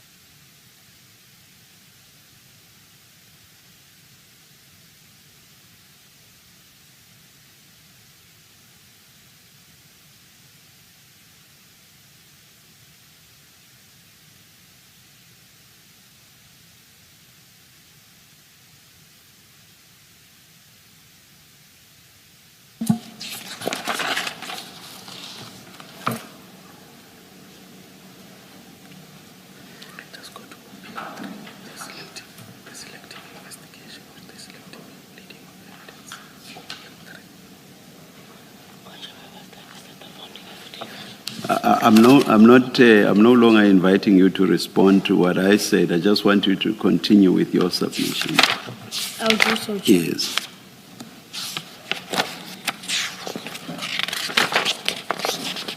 I think before Commissioner Khumalo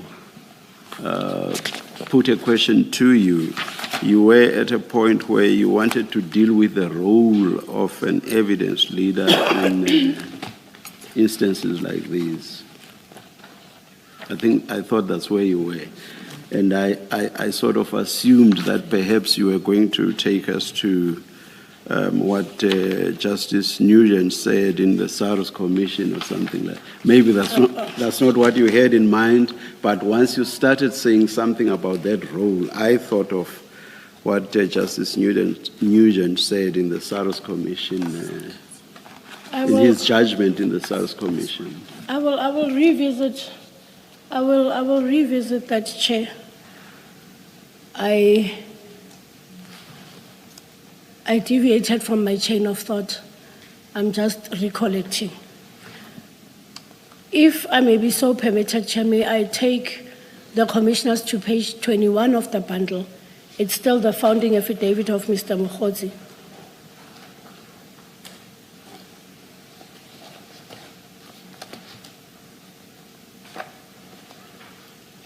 And this commissioners will be in reply to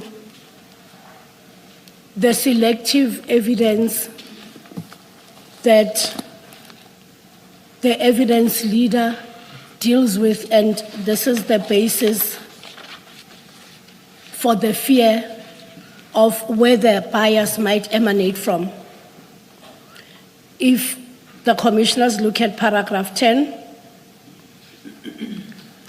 the applicant makes a reference to credible information that he had made available to the evidence leader and the leads thereto.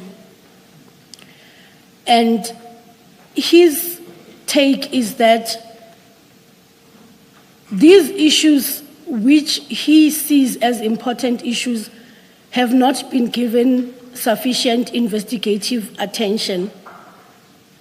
And what is happening is that the interest has been directed towards specific individuals, and in brackets, it reads Suleiman. And further thereto, there's also evidence that came to the commission regarding the purchase of certain properties in the name of private individuals, and that has also been overlooked. And he further requested that these leads that he gave be given sufficient attention. And his take is that the individuals are not as significant or as important as this evidence that he has brought forth.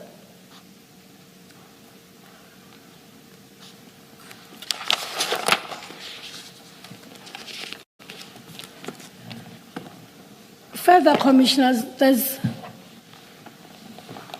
a point in limine that was raised, and this the commissioners will find at page 260 of the bundle. 260. 260, Chair.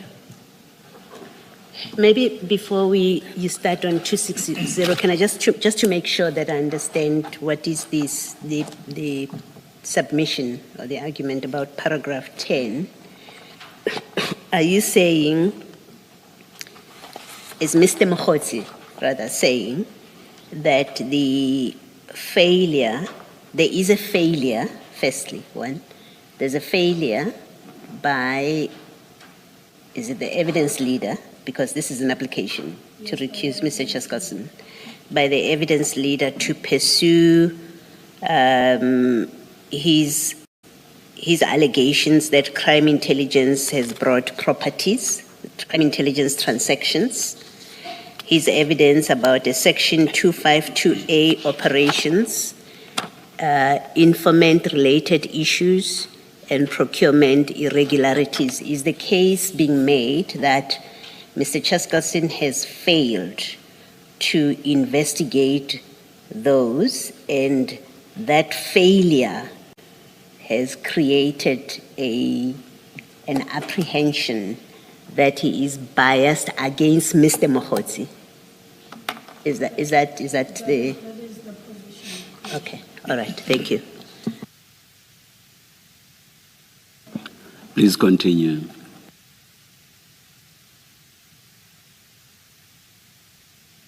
I apologize.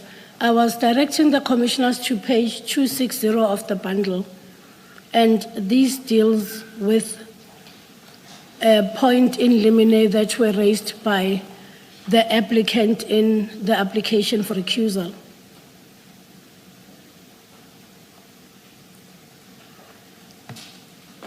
Specifically, it deals with the answering affidavit that was deposed to by the attorney purporting to be acting on behalf of the second respondent. There is no dispute that the attorney may be authorized to act on behalf of the commission. The dispute here is that the attorney goes beyond the scope of the institutional representation and purports to make factual averments on behalf of the first respondent, defend the personal conduct, intentions, and state of mind of the first respondent, who's the evidence leader. And they respond to allegations concerning private communications between Mr. Mogotsi and the evidence leader. This attorney does not allege nor annex any proof that he or she has been authorized by the first respondent to depose to the factual matters on his behalf. The allegations that are raised against the first respondent relate to private WhatsApp communication, telephone conversations, alleged discussions, and alleged assurances of help or protection. The first respondent's subjective intentions and conduct, those are matters that are peculiarly within the personal knowledge of the first respondent. And the deponent, who is the attorney, will not be privy or cannot comment on these issues. Now, the affidavit of the first respondent has also been presented as an annexure. And there's certain value between an affidavit and an annexure. An annexure is merely a supporting document. And the attorney case for the evidence leader and have the evidence leader's affidavit come in as an annexure, which seems to be confirming submissions by the attorney for the commission.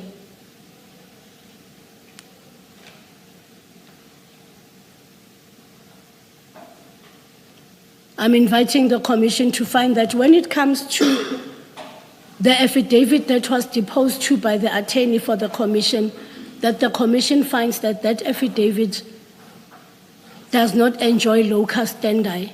The issues that are contained in that affidavit and the comments cannot be of any value or any benefit because it's comments that they know nothing about. It's personal communication between Mr. Mogotsi and the evidence leader. And it's issues that the evidence leader should be answering and not the attorney.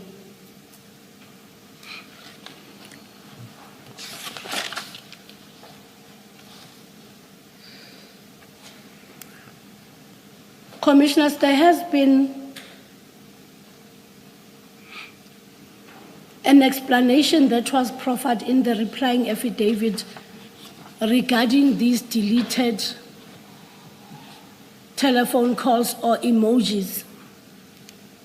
Now,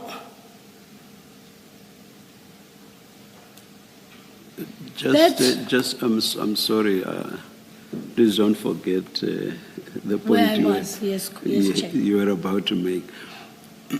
In the context of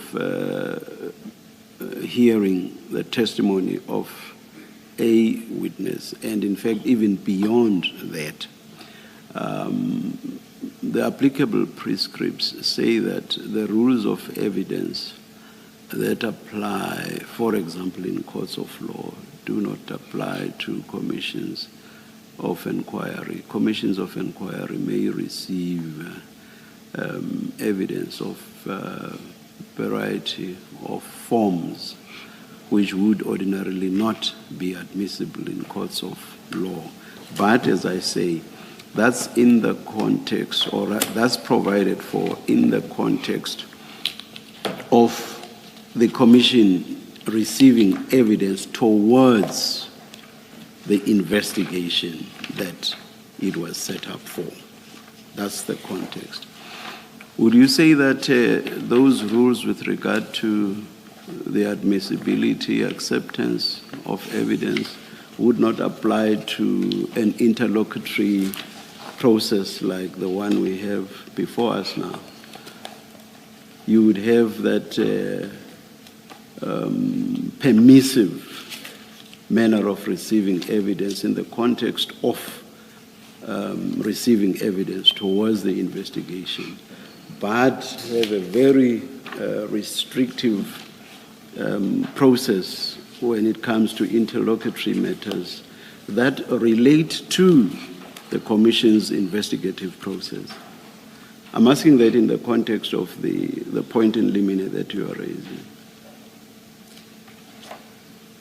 Wouldn't there be an anomaly if that were to be the case?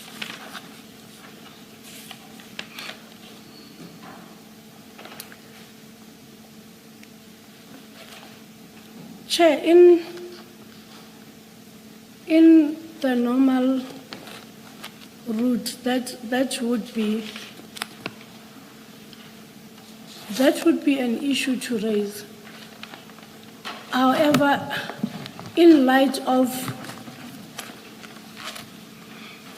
what you are saying to me or what you are putting to me, I'll submit that in a quasi-judicial tribunal like of this nature, then I cannot take that point in limine any further if that is then the status quo. I will have to leave that point in limine and not argue it any further. Thank you. I did not want us to reach a situation where, for example, we decide your point in limine along the lines of what I've raised with you without offering you an opportunity to respond. Well, I have offered you that opportunity and you have responded. You may go back to the point I asked you not to forget.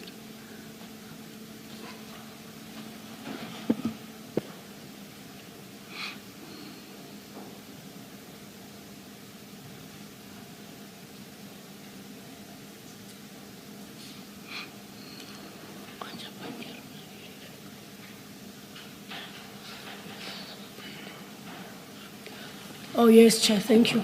Chair, I was making a submission with regards to the deletion or the alleged fraudulent deletion of conversations in the WhatsApp records. And I was further saying that Mr. Mogotsi did respond to those allegations that were put forth by the evidence leader. And at paragraph 41, which will be at page 267 of the replying affidavit,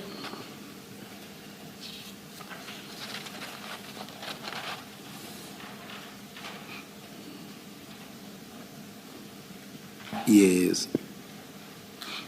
Mr. Mogotsi says that he admits that he deleted the message dated the 11th of March that was sent at 11:29 a.m. And the intention was not to mislead the commission, as at the time he had not even contemplated bringing the application here in. He further says in the next paragraph, the sole intention behind the deletion was to protect my conversation with the first respondent from third persons. The next paragraph, he says that he admits that he deleted the calls on the basis that at the time of taking the screenshots for purposes of this application, he did not find them relevant. And furthermore, he's further to allow me to take screenshots of the relevant facts. I therefore deleted them. I understand this, Chair, and I'm subject to correction to say that to allow me to take screenshots of the relevant facts, his headset doesn't allow him to take screenshots. I'm uncertain how to read this, and I seek the guidance of the Commission.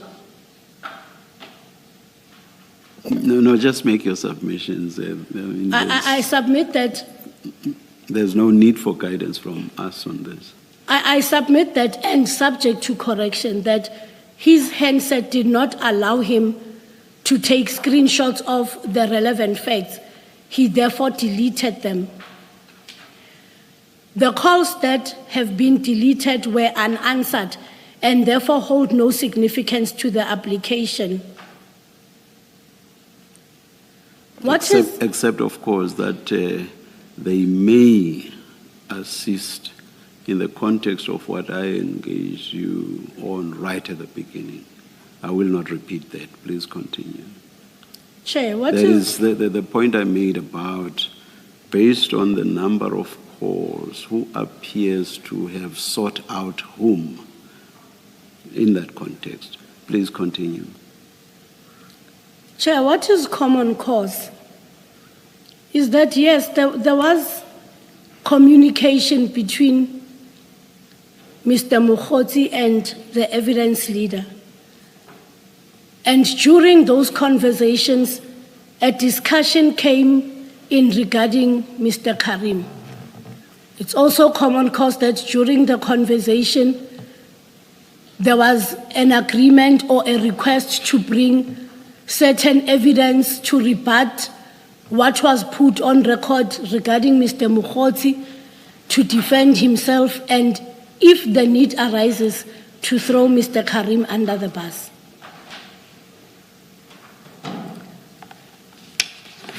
Now,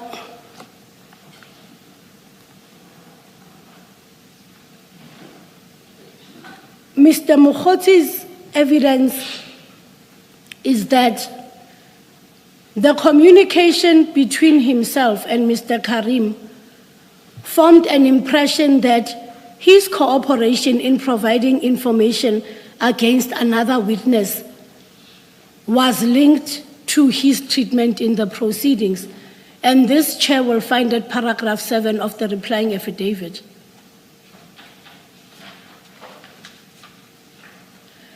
And he further says that whether intended or not, such perception undermines the appearance of impartiality.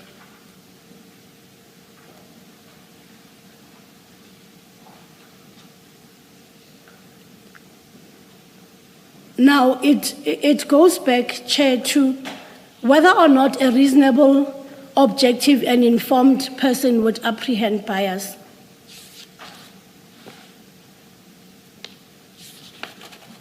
Now, with what had transpired and with Mr. Mogotsi due to come back to the commission and testify, and him not being able to have provided any information that was helpful because the meetings never happened,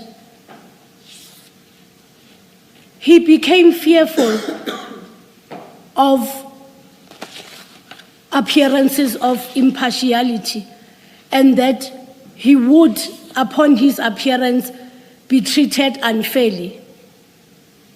Mama, is it not opportunistic to offer Mr. 𝐶𝐨𝐬𝐿 information on Mr. Karim and then fail to deliver because Mr. Mogotsi turns out doesn't have that kind of information, and then say, I fear that Mr.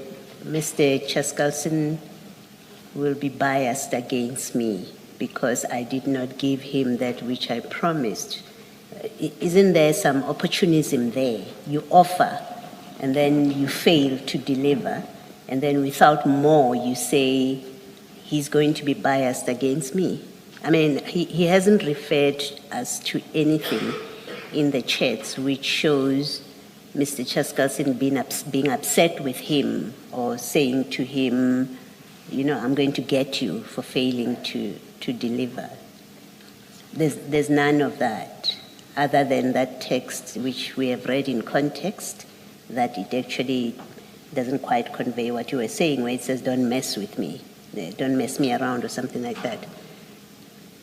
I don't understand how that an offer made which couldn't be fulfilled without more creates a reasonable, remember the test is reasonable apprehension of bias, how that would create a reasonable apprehension of bias that after this he's not going to treat me fairly. In response, Commissioner,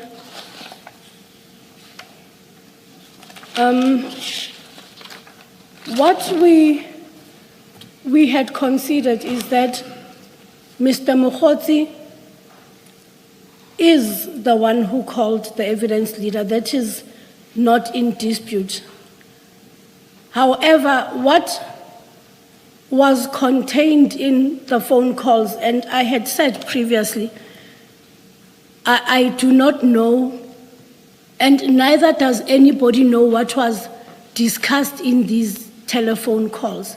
Then in that case, how can the commission say the apprehension is reasonable if we don't know what was discussed in those calls? You're saying that we don't know, therefore we don't have the content of those telephone calls according to you.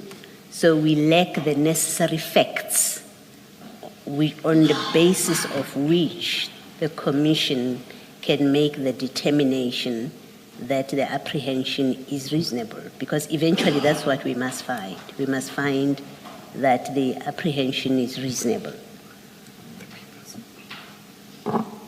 Commissioner, firstly,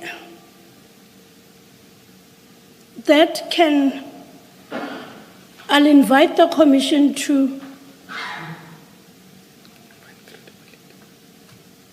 make a finding through what is contained in the papers.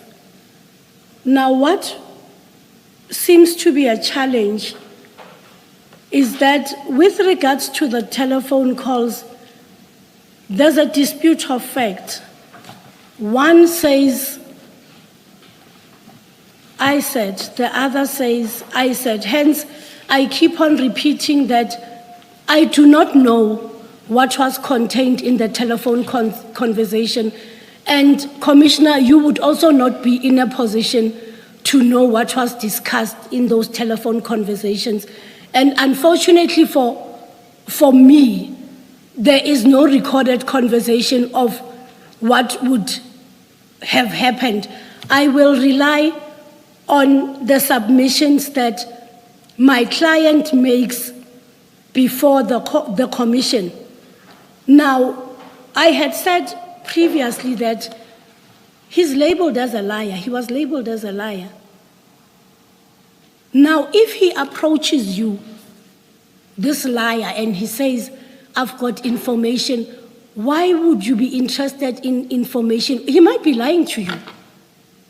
I wasn't taking you back to that conversation. I was really addressing your submission where you say, we don't know what was discussed.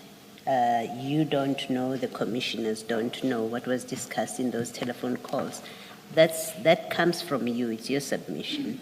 So I was asking the simple question that if we don't have the facts about those calls, what was discussed, are we in a position, at least as it relates to those calls, is the commission in a position to make a determination that what was discussed in the calls creates a reasonable apprehension of bias?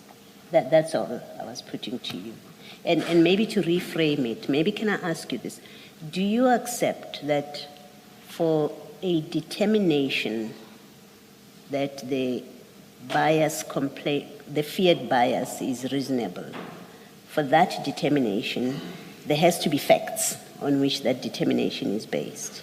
Facts must be put to the panel, and then the panel will say, yes, on these facts, we are satisfied, or we are not satisfied that the apprehension of bias is reasonable. Do you accept that as a proposition? I'll accept it, Commissioner. You accept that? Yes. Right. So on the back of that, I then ask the question, if we don't know what was discussed in the calls, insofar as it relates to the calls, limit it to the calls for now. If we do not know what was discussed in those calls, as you say, can you accept, should you not accept that the commission is not, the panel is not in a position to say those telephone calls do create a reasonable apprehension of bias because we don't know what was discussed according to you? Do you accept that we cannot make that determination? If the Commissioner allows me to reply to that in two parts. Yes. On the first aspect, Commissioner, you are correct. In the absence of us knowing or the Commission knowing what was contained in those telephone calls, the Commission cannot rule on the apprehension of harm or of bias. From the calls, yeah, Or just of arising bias, from yes, the I calls. apologize. But then there's two sides and two versions, if I may so put it, of what was contained or what was discussed. And based on those, and based on how the applicant perceives in his mind what the contents of these discussions are, then the Commission can be in a position to make a ruling as to whether or not there is an apprehension of bias. Now, Commissioner, I submit further that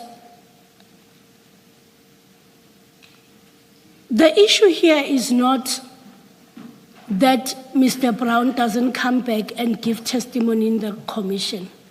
The issue here is somebody else in the Commission may be elected if there's an election procedure or appointed if there's an appointment procedure to come on board and move with the cross-examination. How much more time do you require, Ms. Mohomane? On the submissions? Yes. Your entire submissions.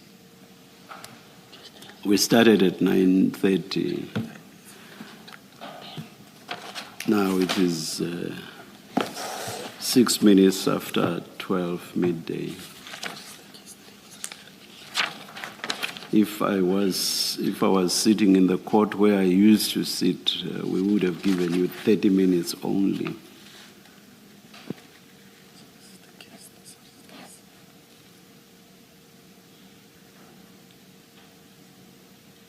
I'm listening.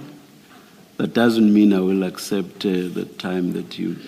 Chair, I won't be longer than 5 minutes. Thank you very much. Thank you. Chair, lastly, I request to invite the Commission to the role of the evidence leaders. I believe I left it hanging, and I had said to the Commission that I will come back to it in due course. Now, to supplement what I had said previously, in a nutshell, evidence leaders are required to assist and facilitate the work of the Commission. And in doing so, they must investigate and marshal the presentation of evidence to the Commission. They bear the overall responsibility of leading evidence before the Commission, although it is subject to the direction of the chairperson.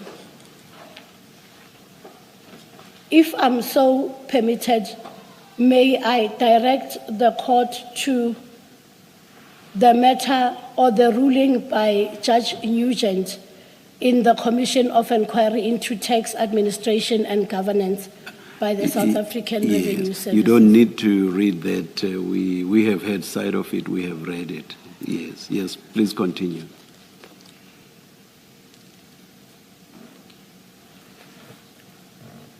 But of course, you may make whatever point you want to make about it.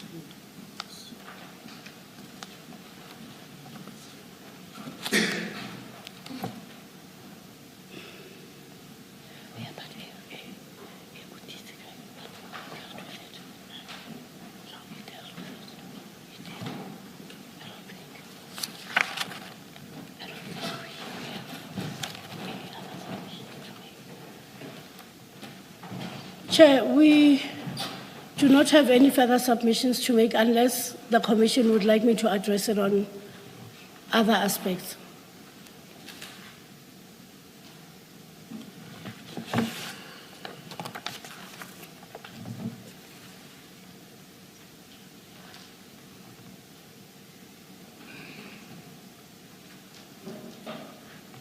No, thank you very much, Ms. Mohamane. Thank you.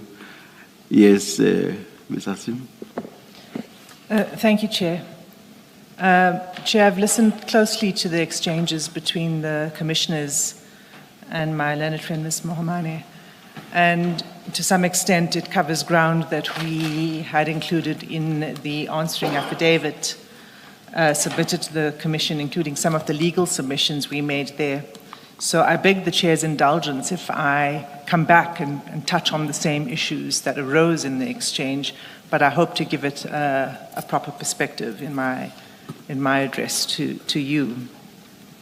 And to begin with, Chair, let me just say that the evidence leaders oppose this application in the strongest terms. And obviously we submit that the application should be dismissed. And we do so on the basis that it's legally misconceived.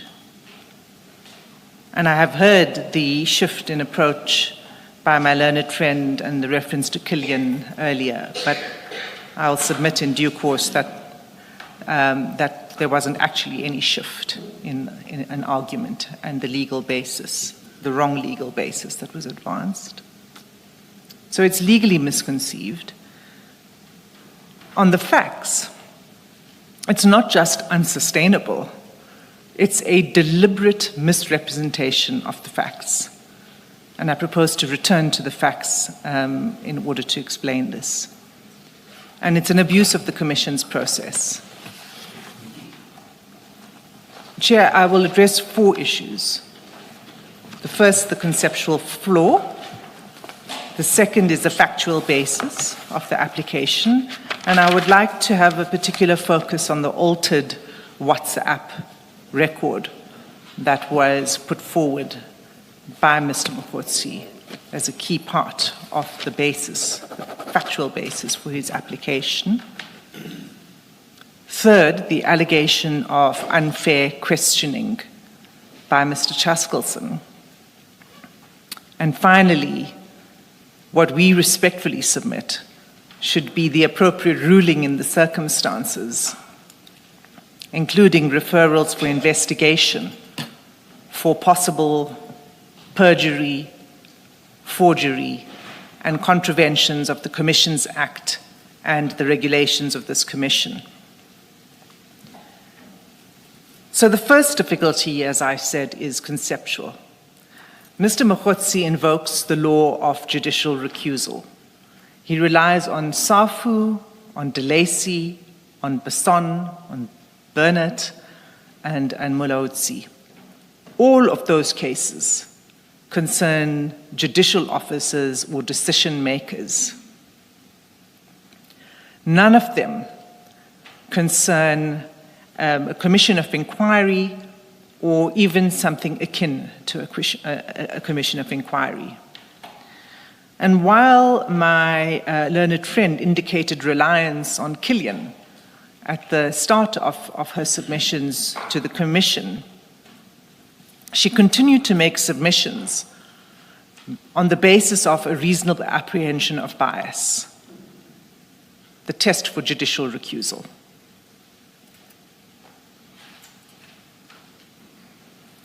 And that's not the test that applies, because Mr. 𝐶𝐨𝐬𝐵𝐿 is not a decision maker. He doesn't decide credibility, he doesn't decide admissibility, he doesn't make any decisions about whether adverse findings should be made, when and how. Those powers belong to the commission. What an evidence leader does, as correctly asserted by my learned friend, is an evidence leader assists the commission. He leads, organizes, and tests evidence. That function must be performed fairly, but it's not adjudicative. It's an investigative function. To assist the Commission, we've provided the authorities that we think are more suited to an application of this sort, where an applicant is seeking to remove an evidence leader.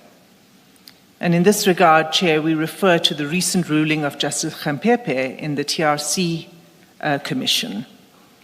And it was specifically an application that was made there too for the recusal of an evidence leader. And what she said is important. The chairperson rejected the proposition that the SAFU recusal test applies directly to evidence leaders. Her ruling held that evidence leaders are not decision makers. They function always subject to the direction of the Commission. The appropriate inquiry, therefore, by analogy perhaps with that of prosecutors, is whether the evidence leader's continued role would cause substantive unfairness in the work of the Commission. And that approach is consistent with the decisions in the two cases that we've referred to in the answering submissions, Porritt versus NDPP and DPP Western Cape versus 𝐼𝐶𝐿. In Porritt, the Supreme Court of Appeal rejected an attempt to equate prosecutors with judicial officers for the purposes of recusal. And in 𝐼𝐶𝐿, the same reasoning was applied. And in 𝐼𝐶𝐿, the issue there was whether the prosecutor should be removed because the prosecutor was the same person that had interrogated the applicant for recusal, had interrogated that person in an earlier statutory inquiry. And so there were serious concerns about whether there would be fairness on behalf of the prosecutor in that case, and the Supreme Court of Appeal rejected that argument. So the question is not whether the SAFU recusal test is satisfied, it's whether the continued involvement of the evidence leader would cause substantive unfairness in the Commission's work. Mr. Mogotsi has not shown that. Now, incidentally, if the allegations made were true, would the test not be met? I'm not asking whether we should hold that they are. That's a debate we're still engaging in, and that's a finding we will make in the end. But if they were true, would they not meet the test? Chair, the allegations are so serious They go to the heart of ethics, professional ethics, and the integrity of the evidence leader. Those kind of allegations, if proven to be correct, would warrant a conclusion that there's unfairness. They're very, very serious allegations, and we take it very seriously. But of course, I'm about to... It's something else whether Yes. they are in fact true, and that's what you're going to deal with, and that's what we engage Ms. Mohamane on. Indeed so, Chair. Yes. So, and that rests on the facts that Yes. support this application. Yes. Chair, I actually wanted to say on the law, incidentally, in paragraph 40 of the submissions of the attorney for the Commission, Mr. Mogotsi, paragraph 40, it's pointed out that it's not just that the cases don't apply here because the test doesn't apply. There are quotations that are attributed to those cases which are not found in those cases. I just make it as an aside. For a moment I thought whether I should even say anything about it, and then I rethought. And actually it is important, because it is the responsibility of counsel who appear before any tribunal to ensure that the correct law and that is put to a decision maker. And whether or not the papers were settled by the legal representatives were very aware after reading our answering affidavit that that was a concern, but it's just not addressed at all. And I just wanted to make that point, because one needs to be able to rely on quotations as genuinely existing in the cases that are cited. I leave it at that. I don't want to take it any further. So much for the law and the cases, the legal basis of Mr. Mogotsi's application. Let's turn to the facts. There are two main factual propositions. Maybe before you do that, the other point that has been taken, and you didn't list it in the topics that you're going to be addressing, is the standing of the affidavit of the attorneys for the Commission. Yes. And its consequence for Mr. 𝐶𝐶𝐭's affidavit. Yes, thank you, Commissioner. I think that the point is more about form than of substance. Mr. 𝐶𝐶𝐭 has submitted a full, detailed, comprehensive answering affidavit on oath. It is true that it is annexed to Mr. Mogotsi's affidavit, but it's just a question of form, because Mr. Mogotsi sets out submissions, as you will recall. At the end of the last appearance of Mr. Mogotsi, the request was for submissions to be made by the applicant, and then for submissions to be made, including legal submissions, on behalf of the respondent. And it seemed to us, in the unusual circumstances of a commission inquiry, that this would be the appropriate form to submit it in. It's just a question of form. There's nothing that I think it's an entirely unreasonable allegation to make that there's no weight to be given to Mr. 𝐶𝐶𝐭's affidavit, because it looks like an annexure and it's not a self-standing affidavit. His position is made very clear. He sets out the facts in his affidavit. It says in the railway tracks answering affidavit. And it does, And yes. he says in paragraph 5, I am deposing to an affidavit, so it is an affidavit. It's absolutely an affidavit, and moreover, he responds in that affidavit, paragraph by paragraph, to the founding affidavit of Mr. Mogotsi. I think what I understood to be the issue that is raised about it is Mr. Mogotsi lacks locus standi to depose to an affidavit. That's the one part of it. And then the second is his affidavit, well, it's actually 3 points, as I think I understood them. It's the locus standi issue. And then 2, it is his affidavit contains hearsay, and then the annexure issue that Mr. 𝐶𝐶𝐭 effectively hasn't answered the allegations because his affidavit is attached as an annexure. So your exchange now with Commissioner Khumalo deals with the third part, which is, well, there is an affidavit that is before us, but the antecedent questions is locus standi, and then the second, I said it was... Hearsay. Hearsay. Thank you. Well, if one reads the affidavit closely, there isn't hearsay. What one will find in the affidavit is reliance on Mr. 𝐶𝐨𝐵𝐿's own affidavit for any factual proposition that relates to the communications between Mr. 𝐶𝐨𝐵𝐿 and Mr. Mogotsi. It's a repeated referral to Mr. 𝐶𝐨𝐵𝐿's affidavit. And where it goes beyond Mr. 𝐶𝐨𝐵𝐿's affidavit, it does so with reference to the record, transcripts of this commission's hearing. If we accepted that parts of that affidavit, Mr. Mogotsi's affidavit, contains hearsay, can we disregard that hearsay part of evidence and yet still end up with an affidavit that deals with the other issues that are not an answer to the facts of the exchanges between the two? Commissioner Baloyi, I have two responses to it. The first is, these are different proceedings to a court of law. How you assess the probity of that evidence is up to the commissioners. But hearsay evidence, as we know, is admissible in a commission of inquiry. That's the first thing I'll say. But let me say this too. Does that not apply to the evidence of witnesses to the commission?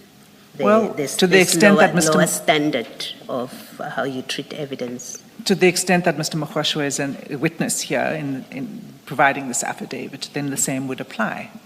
But even if you were to disregard what you may consider to be hearsay, and I'll say again, I'll repeat again to the Commission, there's very little hearsay in the, if any, in that affidavit.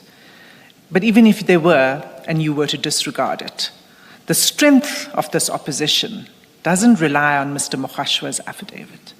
The strength of the opposition relies on Mr. 𝐶𝐨𝐵𝐿's affidavit. Is it open to us, to the Commission, to say can we do this? It's a question. We say these paragraphs contain hearsay evidence, which is what is contained in Mr. 𝐶𝐨𝐵𝐿's testimony anyway, as you say, affidavit. So we disregard Mogotsi to the extent that those parts, because to say it contains hearsay evidence, as I understand the position to be, doesn't mean we necessarily reject the whole affidavit, right? You look at what, in fact, in the affidavit is hearsay, and then you decide how to treat it. Mm-hmm. Could we retain Mr. Mogotsi's affidavit on the basis that it places Mr. 𝐶𝐨𝐵𝐿's evidence before us? I don't know if you understand what I'm saying. His affidavit before us, even if we disregarded the parts that we've ultimately say this is hearsay evidence. I don't know if I'm articulating. I think I understand what you're saying, Commissioner Baloyi. I see no reason why you can't do that, even if you were to disregard large parts. And remember that that affidavit doesn't just deal with the facts, it also is here to make submissions. And to make submissions for the purposes of assisting the Commission, which is why we put to the Commission case law that is intended to set the correct legal framework for this. The approach is not to say, well, the applicants didn't make out a case, there's no legal foundation, full stop, which is what one would do in a normal case. You may not necessarily go down a long road. You'll say there's just no case that's been met here. We're in a different position. We're here to assist the Commission and to put all evidence and all law that may assist the Commissioners in making this decision. And that's the value of that affidavit of Mr. Mogotsi. And the complaint or assertion that he lacks locus standi, it's accepted that he acts by the applicant, that he acts for the institution. And so I understand the applicant to accept that he has standing to speak on behalf of the commission, and yet there is a submission that he lacks locus standi. Do you want? I'm not sure I understand how there's an acceptance and yet that kind of complaint. Do you want to say anything about it? Commissioner Bello, I have to confess I don't understand the submission. It's very difficult for me to respond to it beyond what I've already said. Okay. But you assert that Mr. Mogotsi does have locus standi to depose on behalf of the commission. And to oppose the application. Yes. Thank you. So, ask a follow-up question. It may or may not matter in the end. My understanding of hearsay is that it is evidence, the probative value of which depends on something which somebody else knows, but that person is not giving evidence. Now, you have a situation here where Mr. 𝐾𝐨𝐧'𝐭 deposes to an affidavit which is longer than Mr. Mogotji's affidavit by some 5 or 6 pages. It's 21, Mogotji's is 17. And Mogotji says, I have read 𝐾𝐾𝐧'𝐭's affidavit, so where I deal with the allegations against 𝐾𝐾𝐧'𝐭, I rely on the affidavit by 𝐾𝐾𝐧'𝐭, which means there is an affidavit by 𝐾𝐾𝐧'𝐭. So it's not hearsay because that evidence is here, and he simply repeats then what 𝐾𝐾𝐧'𝐭 says. quite right, Commissioner Khumalo. It really is, as I said, a repeated referral to what is said in Mr. 𝐾𝐾𝐧'𝐭's affidavit. So if there was no affidavit by 𝐾𝐾𝐧'𝐭, then what Mogotji says would be hearsay? Absolutely.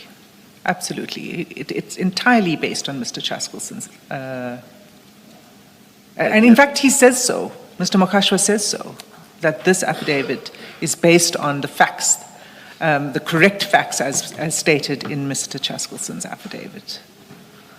And so the idea that when I heard my learned friend... I don't want to, I just wanted that short response. Sure. I know we could argue and debate We could go on, but I'll turn to the facts then, if I may.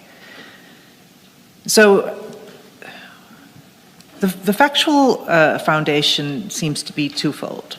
First, Mr. Mogotsi says that Mr. 𝐾𝐾𝐧'𝐭 treated him unfairly when he previously testified before this commission, in the manner in which Mr. 𝐾𝐾𝐧'𝐭 questioned him.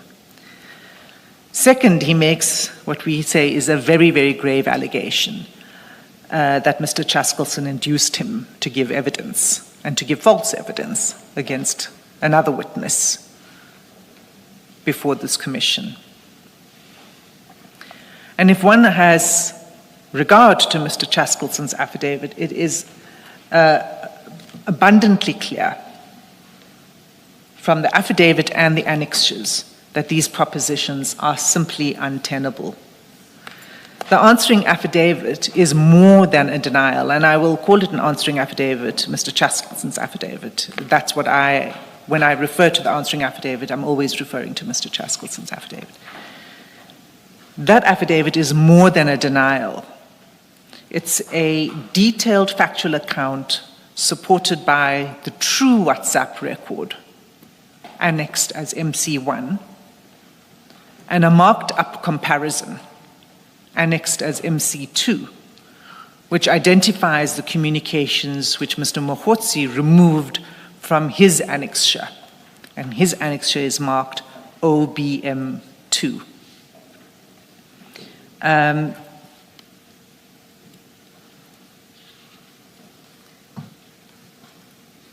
I think that there was a point at which, when I say that it's more than a denial, there was an argument by my learned friend that Mr. 𝐾𝐾𝐧'𝐭 did not dispute paragraph 6.3 of the founding affidavit. And it goes to, there was an exchange between Commissioner Khumalo and my learned friend. It goes to In fact, if we could just go to Mr. 𝐶𝐨𝐵𝐿son's affidavit at paragraph 17, and that's at page 82 of the record.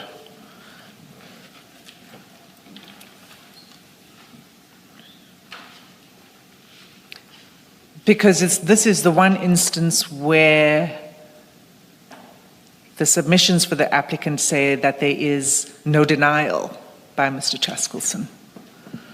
And if you look at paragraph 17, so the point that's made is, well, how can Mr. 𝐶𝐨𝐵𝐿son deny that he,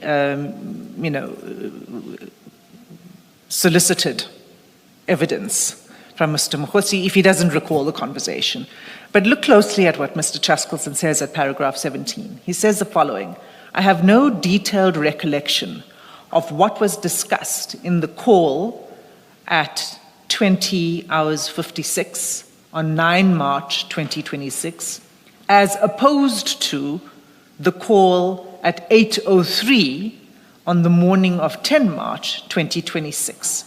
So what is set out below is reconstructed from my overall memory of the two calls as informed by the WhatsApp record. What Mr. 𝐶𝐨𝐵𝐿son is saying is I can't say whether I said something in the first call or in the second call, but together, these are the facts that I can set out of the conversations that took place on those two calls. He sets it and then in detail from paragraph 18 and onwards, and he concludes at paragraph 23 with his categorical denials that he invited Mr. Mogotsi to give false evidence against Mr. Karim, or that he suggested that if Mr. Mogotsi could find evidence to implicate Mr. Karim, that he would then protect him from adverse findings. So there is simply no basis to say that there's no denial. And again, I submit that it's more than just a denial, because what Mr. 𝐶𝐨𝐵𝐿son does is set out the facts with reference to the WhatsApp record. So calls must be seen in the context of the WhatsApp record.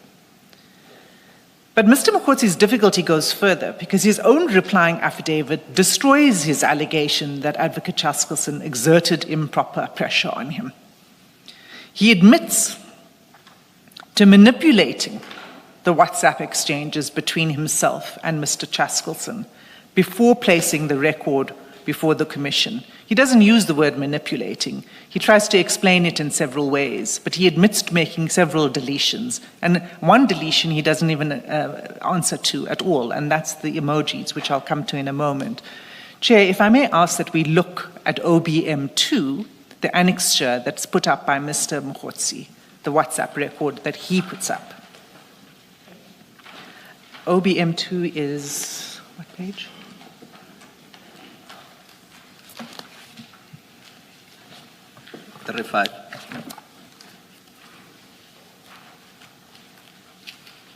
Thank you.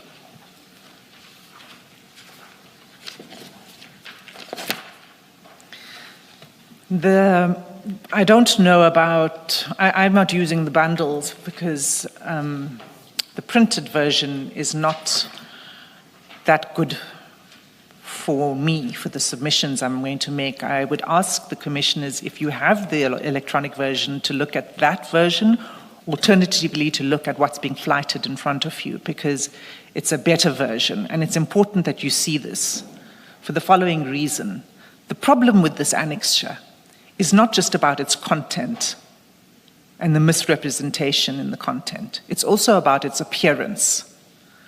It's not presented as a transcript of WhatsApp exchanges that took place between the two individuals with ellipses or anything like that. It's not even presented as screenshots showing deleted messages, as one would ordinarily see in a WhatsApp conversation where messages have been removed. Ordinarily, one sees deleted message, you deleted this message, or this message was deleted. That is not how it appears. It's made to appear as a genuine and complete set of screenshots with the default WhatsApp speech bubble colors and with the default WhatsApp wallpaper. It, in other words, conceals that material texts and calls have been deleted. It's not, if Mr. Mogotsi had put up a transcript and that indicated there were deletions, that would be one thing. So the first submission I'm making to the commissioners is, before we even get to the content of the deletions, it's the appearance that's created in this constructed set of chats that makes it look like there was nothing in between. And that's significant. The deletions themselves, too, are significant because they are material in what they show and what they don't show. They are material because they point away from the narrative that Mr. Mogotsi seeks to create before this commission. What he says, of course, to try to explain this is that he admits, first he denies tampering with the WhatsApp messages in paragraph 38, but then he admits to deleting the message. He admits to deleting the message of 12 March at 11:29. And that's the text that says, in fact, if I may ask that MC2 is now displayed, because this shows easily where the deletions are made. So the text said, I'm worried about coming there, also mentioning that I called you at night, thought would be strategic also. He says that this deletion was made to protect the conversation from unnamed third persons. I'm not sure what it is we're supposed to make of that. He says nothing more about these third persons and why there would be a risk. Then he's silent on the text that he deleted with the 3 crying with the laughter emojis. He doesn't explain at all why he deleted those emojis sent on 10 March at 1:18 in the afternoon, and that was during the evidence of Mr. Karim. And what it was indicating was that he was, sort of reveling in the discomfort that Mr. Karim was facing in the witness box. That he deletes, but he doesn't explain why he deleted it. He admits that he deleted the calls. And he says that he didn't regard them as relevant. So he deleted that from the screenshots. And he wished to capture what he considered to be the relevant facts. But to be clear, what he deleted was 6 calls to Mr. 𝐾𝐨𝐧'𝐭, which Mr. 𝐾𝐨𝐧'𝐭 declined to answer. 3 calls on the 9th March, the day on which Mr. Karim first began his evidence, and 3 further calls during the lunch adjournment of Mr. Karim's testimony. He therefore doesn't merely admit to deleting, he admits to curating the WhatsApp account, the WhatsApp record rather, selecting what he considered to be relevant and presenting only part of the picture to the commission and making it appear authentic. This is deliberately deceptive. This was misleading to the commission. And Commissioners, Annexure MC2 sets very neatly the actual true content, because what it does is take OBM2 and then it inserts where the missing texts ought to be. And what it also shows is that if this was an authentic record, you would have seen those deletions. You would have seen that it says deleted and it doesn't say so. So those calls, those 6 calls on 9 and 10 March must be understood in the context of the backdrop of Mr. Karim's oral evidence. Because what it shows is, first of all, on 9 March, Mr. Karim gave evidence, right, about his conversations, the WhatsApp conversations that were put in the record between him and Mr. Matlala. As Mr. 𝐾𝐨𝐧'𝐭 says in his affidavit, and it's at paragraph 18.2 for the record, that in response to many of the questions that were being put to Mr. Karim regarding the WhatsApp communications between him and Mr. Madlanga, Mr. Karim sought to blame Mr. Mogotsi for what he was conveying to Mr. Madlanga. So that was what was happening on the 9th of March. That evening, Mr. Mogotsi initiated a call to Mr. 𝐾𝐨𝐵𝐿𝐼. Mr. 𝐾𝐨𝐵𝐿𝐼 says, and that's at paragraph 19 of his affidavit for the record, that in his call, which lasted all of 3 minutes, in this call, Mr. Mogotsi conveyed his concern that Mr. Karim had been blaming him for everything. Mr. 𝐾𝐨𝐵𝐿𝐼 accepts that he agreed with this assessment. That too was his assessment of Mr. Karim's evidence. And he also accepts that he may well have used the phrase throwing him under the bus. And he refers to, he puts up the contemporaneous text to two investigators of the commission where he used that phrase, and speaking colloquially, he used the phrase throwing him under the bus. But it's Mr. Mogotsi who asks, how will you protect me? Mr. 𝐾𝐨𝐵𝐿𝐼 explains this at paragraph 24 of his affidavit for the record, that he understood Mr. Mogotsi to be asking for protection from being falsely blamed. So protection from being thrown under the bus. That's the protection that he understood Mr. Mogotsi to be seeking. That's his explanation of it. Mr. Mogotsi then called 3 more times that night. Mr. 𝐾𝐨𝐵𝐿𝐼 did not answer. So it's Mr. Mogotsi that's driving this. The pursuit is being made by Mr. Mogotsi, not by Mr. 𝐾𝐨𝐵𝐿𝐼. What Mr. 𝐾𝐨𝐵𝐿𝐼 says is that Mr. Mogotsi offered evidence against Mr. Karim, as well as further evidence. So it wasn't just evidence regarding Mr. Karim's testimony, but it was also evidence relating to the Medicare 24 contract that was also a subject of debate with Mr. Karim, the contract that Mr. Madlanga concluded with the SAPS. And again, that explanation is corroborated by the 2 contemporaneous messages to the 2 investigators. Because when you have a look at that, those are annexed as MC4 and MC5 to Mr. 𝐾𝐨𝐵𝐿𝐼's answering affidavit. What he says in those texts to the investigators in part is, Mogotsi has been calling me non-stop. He wants to give us dirt on Karim and ostensibly wants to tell us what he knows about Madlanga's contract. And then he asks the investigators to join him in a meeting with the Mr. Mogotsi that he was trying to set up the next day at 10 o'clock. They both agreed to go through to the meeting. And the plan was to go through to hear what Mr. Mogotsi had to say, obviously, but to go through his evidence because, again, Commissioners, you may recall that Mr. Mogotsi was due to appear before the Commission on the 13th of March. He was no longer represented. Therefore, Mr. 𝐾𝐨𝐵𝐿𝐼 needed to meet with him in order to make sure that there was preparation for that evidence on the 13th of March. It's entirely appropriate that Mr. 𝐾𝐨𝐵𝐿𝐼 did so. So the continued allegations that, well, he was trying to meet me, really is neither here nor there. There's simply nothing wrong with Mr. 𝐾𝐨𝐵𝐿𝐼 making those efforts. But Mr. Mogotsi doesn't show up to the meeting at 10 o'clock, and he doesn't give any indication that he's not going to show up.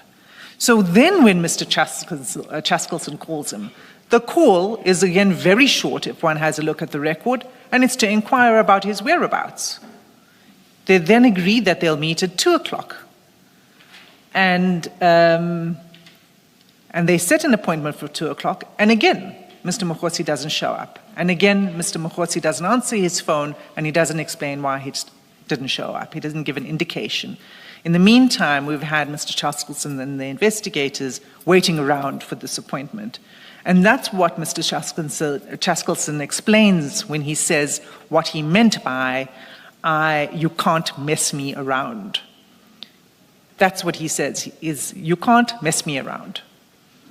And he explains that what he's referring to is that Mr. Mogotsi's missing appointments was continually missing these appointments and disrupting the schedules of the evidence leader and the investigators. So that's his explanation. Don't mess me around. It makes sense when you have regard to the full context of the WhatsApp records. If you were truly, and I think it was, I can't remember which of the commissioners put this to my learned friend, but the point is important because if he were truly attempting to use false information against Mr. Mogotsi, why would he invite the investigators to accompany him?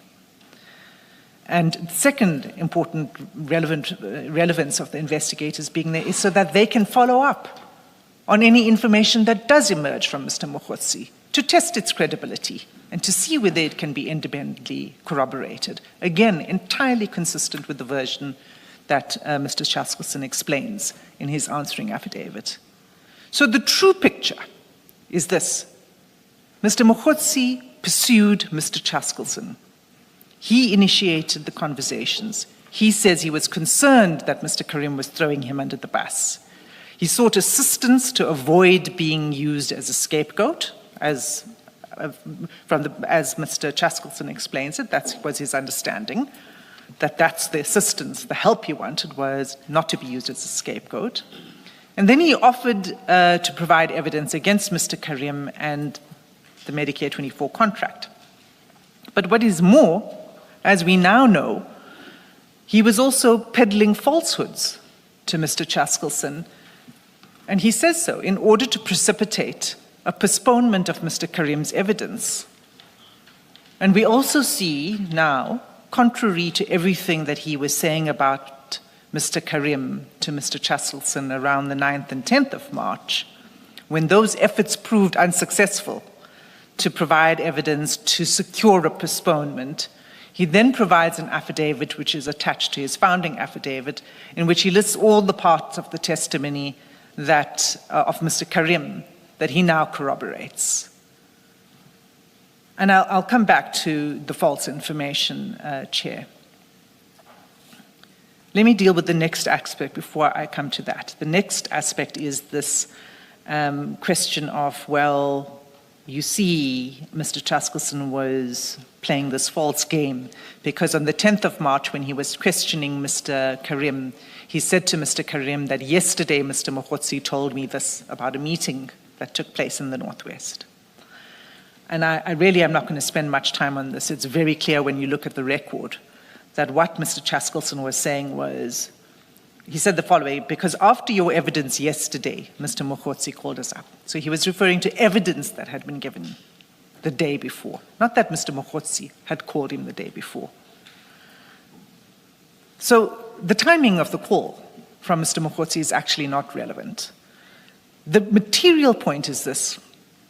It's that Mr. Mogotsi admits that he told Mr. 𝐶haskelson that this meeting took place, this meeting in the Northwest. He admits that. And then he adds this following startling addition to his affidavit. At paragraph 6.10 of his founding affidavit, he says the following. He says, I began by suggesting he asked about the meeting between myself, Morgan Maumela, and Suleiman. A meeting which never took place. I did this deliberately to encourage him to postpone Suleiman's testimony, as I was already concerned about the Commission's treatment of me and its focus on issues outside its mandate. So this is the point I was making earlier. He admits that what he told Mr. 𝐶haskelson was false in that paragraph, and that he advanced that falsehood to secure postponement of Mr. Karim's testimony. And that admission is serious, because it's not just, it doesn't only suggest dishonesty, but it's a deliberate attempt to manipulate the evidence leader and this Commission's process. Mr. Mogotsi's conduct, and it's for that reason, Chair, that we say that Mr. Mogotsi's conduct, in addition to the forged WhatsApp record,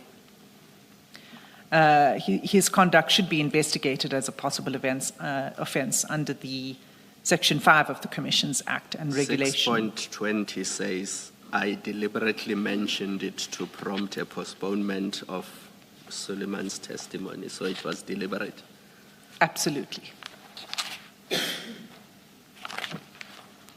He deliberately gave false evidence to secure the postponement of Mr. Karim's evidence. Those are the words that he says unmistakably in his affidavit.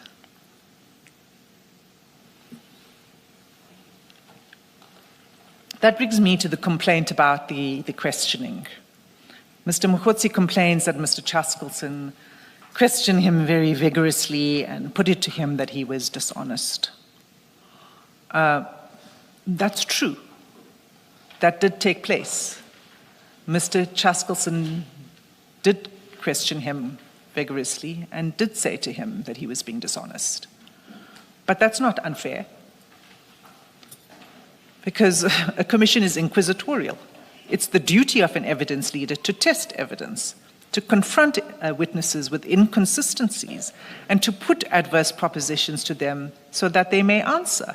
Robust questioning is not unfairness. In our affidavit, in our submissions, we pointed to the extract from Justice Nugent's ruling in the 𝐼𝐻 Commission, where he speaks about the role of evidence leaders. Chair, I do think that this paragraph is important. May I read it out? And I think it's important that everybody understands the role of evidence leaders. And I'll read it very fast. What Justice Nugent said in the 𝐼𝐻 Commission is the following. What is called for from counsel for a commission and from the commission itself is an open but inquiring mind, the meaning of which I had occasion to explain in the Supreme Court of Appeal. That case concerned the functions of the public protector, but it applies as much to a commission of inquiry. And then he quotes from the SCA judgment as follows. That state of mind is one that is open to all possibilities and reflects upon whether the truth has been told. It is not one that is unduly suspicious, but it's also not one that is unduly believing. It asks whether the pieces that have been presented fit into place. If at first they do not, then it asks questions and seeks out information until they do. It's also not a state of mind that remains static. If the pieces remain out of place after further inquiry, then it might progress to being a suspicious mind. And if the pieces still do not fit, then it might progress to a conviction that there is deceit. How it progresses will vary with the exigencies of the particular case. One question might lead to another, and that question to yet another, and so it might go on. It is in that state of mind that counsel go about their work. So that, the SCA, for completeness, the SCA judgment that Justice Nugent was referring to was a passage from the Public Protector versus Male and Guardian. And the reference, if I may provide it, is 2011, Volume 4, South African Law Reports, at page 420, decision of the SCA, and the passage is in paragraph 22 of the judgment. Is the citation not given in the affidavit? It is not. It is not. No, it is not, Chair. That's why I'm giving it to you now. We omitted to explain that that's where the passage comes from. The Constitutional Court cited the same principle with approval. The same paragraph 22 was cited by the Con Court with approval in Public Protector versus the President of the Republic of South Africa. And again, for completeness, let me provide that citation. It's 2021, Volume 6, South African Law Reports, page 37, decision of the Con Court, and it's at paragraph 139 specifically. That's the proper approach to questioning by an evidence leader. It does not require impartiality. It requires a probing, an open, inquiring, probing mind. There's also an important practical fact to make about the questioning, Chair, that took place. And this was in November 2025. When Mr. Mogotsi testified then, he was legally represented. His legal representatives did not object to the questions that are now being complained of, the questioning. The complaint is only raised later, when the witness is due to return to the witness box. And I'd submit that that timing is telling. But of course, the lack of objection is not in and of itself determinative. That's correct. That's correct, Chair.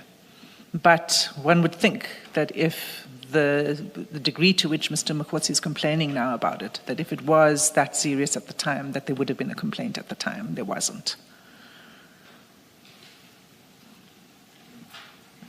But we have addressed the complaint nevertheless, because one ought to still address the substance of the complaint. Correct, Chair. There's one additional point which I didn't indicate in my opening, but it's about, and it came up again in the questions, it's about ignoring leads that are relevant, information that's provided, that's ignored. And what Mr. Mogotsi says is that he provided certain leads and they were not pursued. First of all, that's not a recusal point. The Commission is assisted by evidence leaders and investigators. The evidence leaders and the investigators decide what to investigate, when to investigate it, through which witnesses, and whether something warrants investigation. A witness who provides information does not acquire a right to dictate the Commission's investigative priorities. So failure to pursue a witness's preferred leads immediately does not establish bias. There may be many reasons, but Chair, in Mr. Mogotji's affidavit, he does deal with this complaint, and what one sees. I noticed that you too fall into the trap of bias instead of substantive unfairness. Absolutely. Well, it doesn't even establish bias, let alone substantive unfairness. So on their test, it doesn't even meet the grade. There was the Section 252 information, there was the crime intelligence procurement information, and so on. And that's addressed fully in the affidavit. In fact, the Section 252 investigation was thoroughly questioned and probed during Mr. Mogotji's evidence, and we've attached the entire transcript, which is why this is bulkier than it should be, is because we've attached the transcript to show in the many different places in which that lead was tested and questioned. We are not at liberty, and nor are we required to say how else we are pursuing these leads and these investigations and the other witnesses who have come to testify here, including those who may have come in camera. And that's where I'm going to leave it. It's just not a witness's... The test with regard to those leads would have to be how, if at all, does the fact that they have not been dealt with, how does that impact on the retention of the evidence leader, with the result that there would be substantive unfairness? That is what Mr. Mogotsi would have to show, and I'm not aware that there has been any attempt to show that at all with regard to those leads. Chair, there's nothing in the affidavit that suggests that it therefore is going to mean that Mr. Mogotsi is being treated unfairly.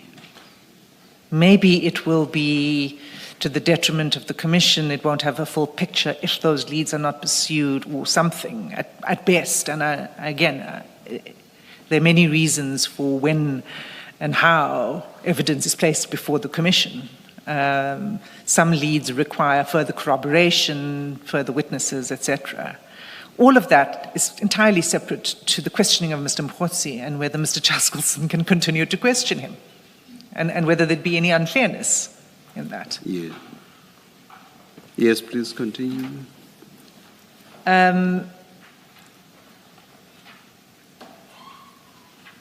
The final point before I conclude, Commissioners, is that the timing of the application does matter, because the questions that are complained of go back to 2025, and then the WhatsApp complaint starts in 9 and 10 March. But the application is only brought when Mr. Mogotsi is due to return to give evidence. And the reason I'm raising this again, this issue of the delays, for two reasons. The first is a practical one about protecting the Commission's proceedings. And in fact, in Burnett, the case that's put up by the applicant, the only aspect of this case that's of any relevance to this application, in fact, and it doesn't help the applicants, is at paragraph 71, where the court says the following about complaints of, when complaints of reasonable apprehension of bias should be made. And the court says this, the Constitutional Court, it is highly desirable if extra costs, delay, and inconvenience are to be avoided, that complaints of this nature be raised at the earliest possible stage. So I raise it for that point. It's a practical point, and it's about protecting the Commission's resources, time, and its proceedings. The second is, what I submit with respect, is that properly understood, what it shows is that this application is just another stratagem to manufacture further objections, to secure further postponements, and to ultimately avoid testifying before the Commission. So for those two submissions, I say that the delay is relevant. So in conclusion, Chair, let me finally submit that the application should be dismissed. And we submit, again with respect, that the Commission should find that there is no legal basis that's set for a recusal of an evidence leader, as if he were a judge or a decision maker, that the applicable inquiry is whether continued involvement would cause substantive unfairness, that Mr. Mogotsi has not established any such unfairness, that the allegation that Mr. 𝐾𝐨𝐧'𝐭 has induced false evidence is unsupported and is contradicted by Mr. Mogotsi's own submissions, and in my own personal opinion is a reckless and slanderous allegation, but that's my own personal opinion. Mr. Mogotsi placed before the Commission a materially incomplete WhatsApp record and admitted to deleting material from it. He should therefore be referred to investigation for possible perjury, forgery, and contraventions of Section 5 of the Commissions Act and Regulation 12.1 of this Commission's regulations. And thus, in short, Chair, if the Commission were to rule that this application falls to be dismissed, we would finally say that then what must appropriately follow is that the Commission directs that Mr. Mogotsi's evidence proceeds without further delay. And of course, the appropriate evidence leader would be Mr. 𝐾𝐨𝐴𝐵𝐿.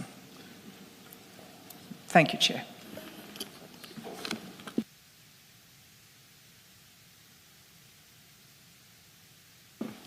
Thank you, Ms. Hazim. Yes, Ms. Mohomane. Oh, your mic, please. I apologize, Chair. Thank you. I see that it's lunchtime. I'm uncertain if Chair would... Our preference is for you to reply, but not more than 10 minutes. I'll confine myself to the 10 minutes, Chair. Yes. Thank you. Thank you, Chair. In reply, I will start firstly by talking about the deleted calls.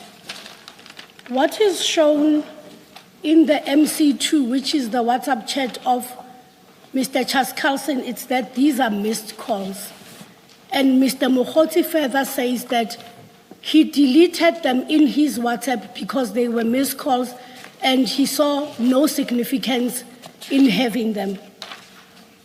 Now, Chair, further,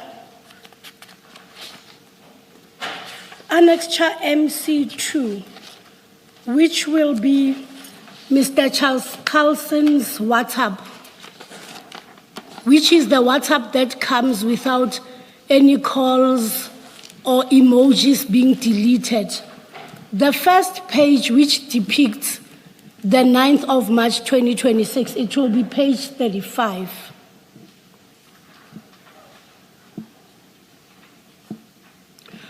Chair, what I want to submit is that if the Commission looks right on top of the chat, there's a word there that says knows. And there's a time that says 8:56 a.m.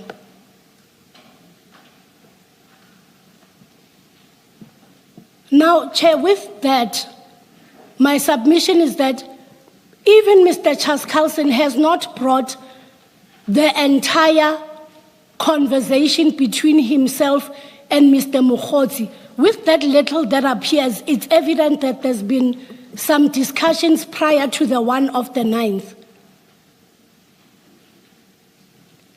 Now, Chair, my submission with regards to that is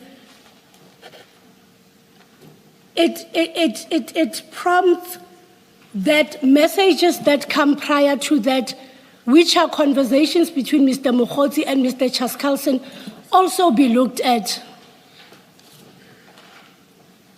Because there's nowhere in the affidavits, both of the applicant and that of the first respondents, that makes reference or gives the Commission an explanation as to what was discussed prior to this date of the 9th.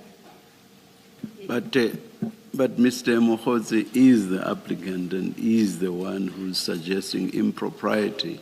If by the lack of texts or the fullness of text in this regard, you want to make some point with regard to impropriety, is it not so that as the applicant, Mr. Mogotsi should have told us what's happening there? It's true, Chair, but then it takes away this impression that has been created that Mr. Mogotsi is the one who reached out to the evidence leader, and this happened on the 9th.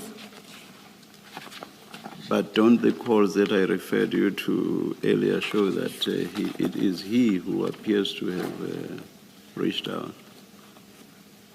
And in addition to that, I think Commissioner Baloyi took you to the detail of what actually happened, and also lack of denials by Mr. Mogotsi in his replying affidavit with regard to who actually initiated all of this.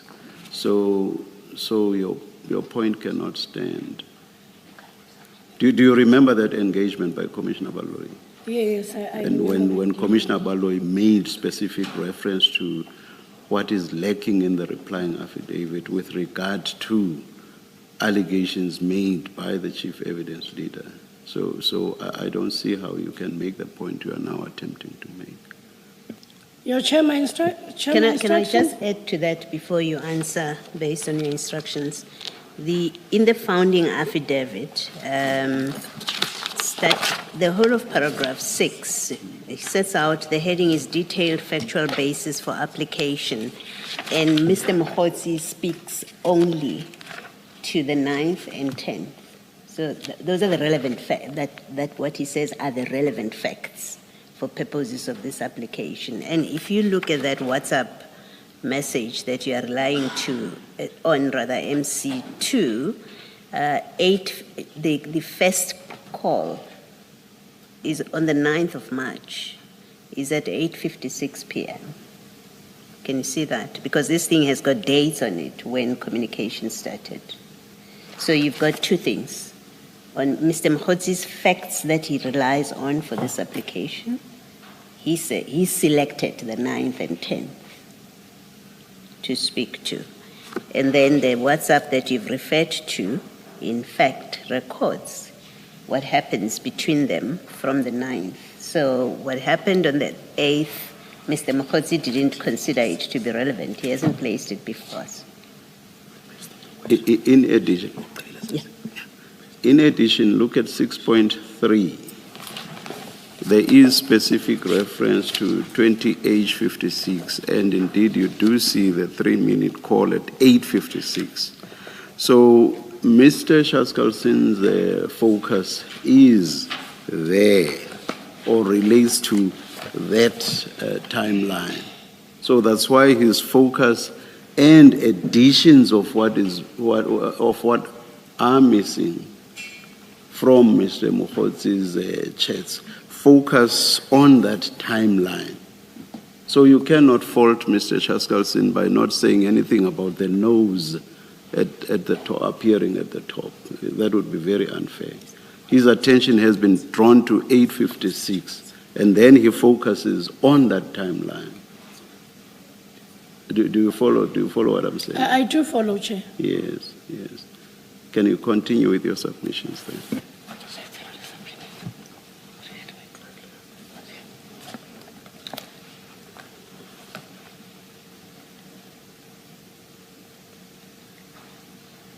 Chair, further,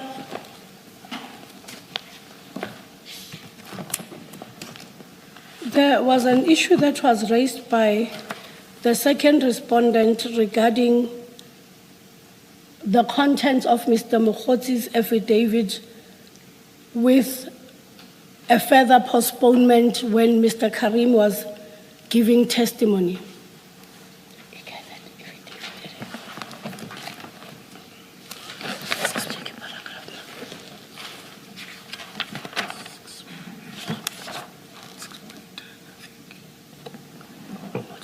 6.10 on page 14 and 6.20 on page 17.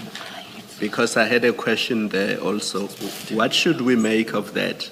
If Mr. Mogotsi himself says, I gave Mr. 𝐼𝐵𝐠𝐶𝐭 this information in order to engineer a postponement of Mr. Karim's evidence. Because that is serious interference with the work of the commission if you are giving evidence leaders misleading information and your intention is to engineer a postponement of a witness who's in the witness box and giving evidence. So as you deal with that point, can you please address that? Will do so, Commissioner. In reply to 6.10, read together with 6.11, these are events that transpire whilst Mr. Mogotsi is trying to get information or whatever evidence that the evidence leader can use. And now my submission on that is that he mentioned the health department tender, which is contained in paragraph 6.11. And he also mentioned Mr. Maumela and Suleiman in paragraph 10, hoping that in light of this information, he might go and get an opportunity to get more information that was required from him, from the evidence leader. That is how I understand this. No, he doesn't say that. He says, I did this deliberately to encourage him to postpone Suleiman's testimony, as I was already concerned about the Commission's treatment of me and its focus on issues outside its mandate. He does give a reason why he engineered that. He was trying to engineer postponement in favor of Mr. Karim. Ms. Momani, look at 6.10. He says he began by suggesting that Mr. 𝐼𝐵𝐠𝐶𝐭 should ask Mr. Karim about a meeting that took place between himself, Maumela, and Suleiman. And then he says that meeting never took place. So he lied when he said there was such a meeting. And then he says, I did this deliberately to encourage him to postpone Suleiman's testimony. And he further, Commissioner, says, as I was already concerned about the Commission's treatment of me and its focus on issues outside its mandate. Yes, so my issue is, why would he mislead the evidence leader about a meeting that never took place? And him saying under oath that he did so in order to engineer the postponement of Mr. Karim's testimony? The answer to that question, Commissioner, it's on the last 2 lines of that paragraph. He says he was concerned about the Commission's treatment and the focus on issues outside its mandate. So I'm going to leave it at, you believe that him misleading evidence leaders to engineer a postponement of another witness is justifiable if he's concerned about his own treatment? That is not my comment, Chair, and that is not my belief. I'm merely directing the Commissioner to say that in that same paragraph, he gives an explanation to say that he was concerned about the Commission's treatment and its focus. I'm mindful not to be found to say that his concern was correct about making mention of a meeting.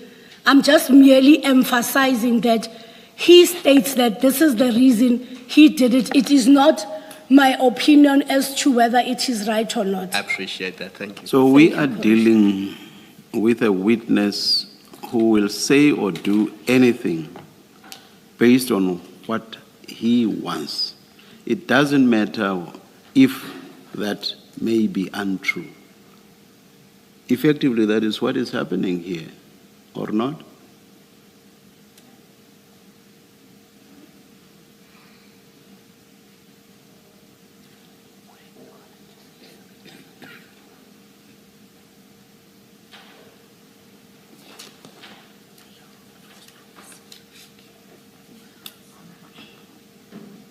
Yes. Do you agree with me? I think you must. You must. Chair, in response to the question,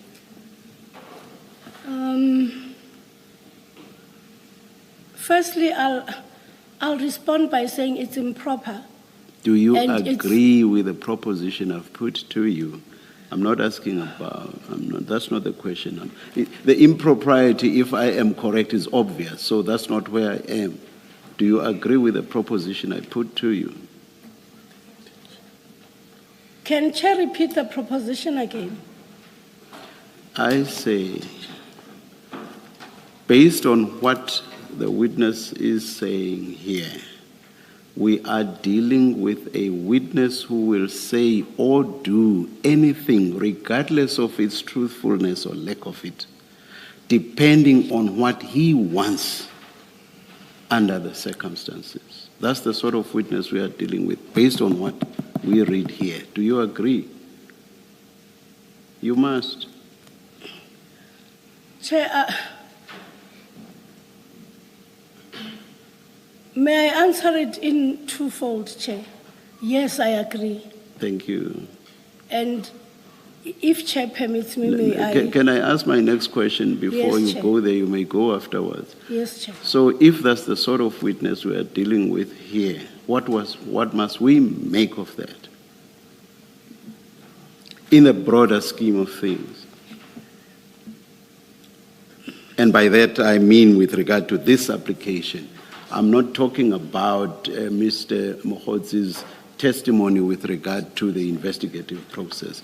What must we do with that, or what must we make of that in the context of this application?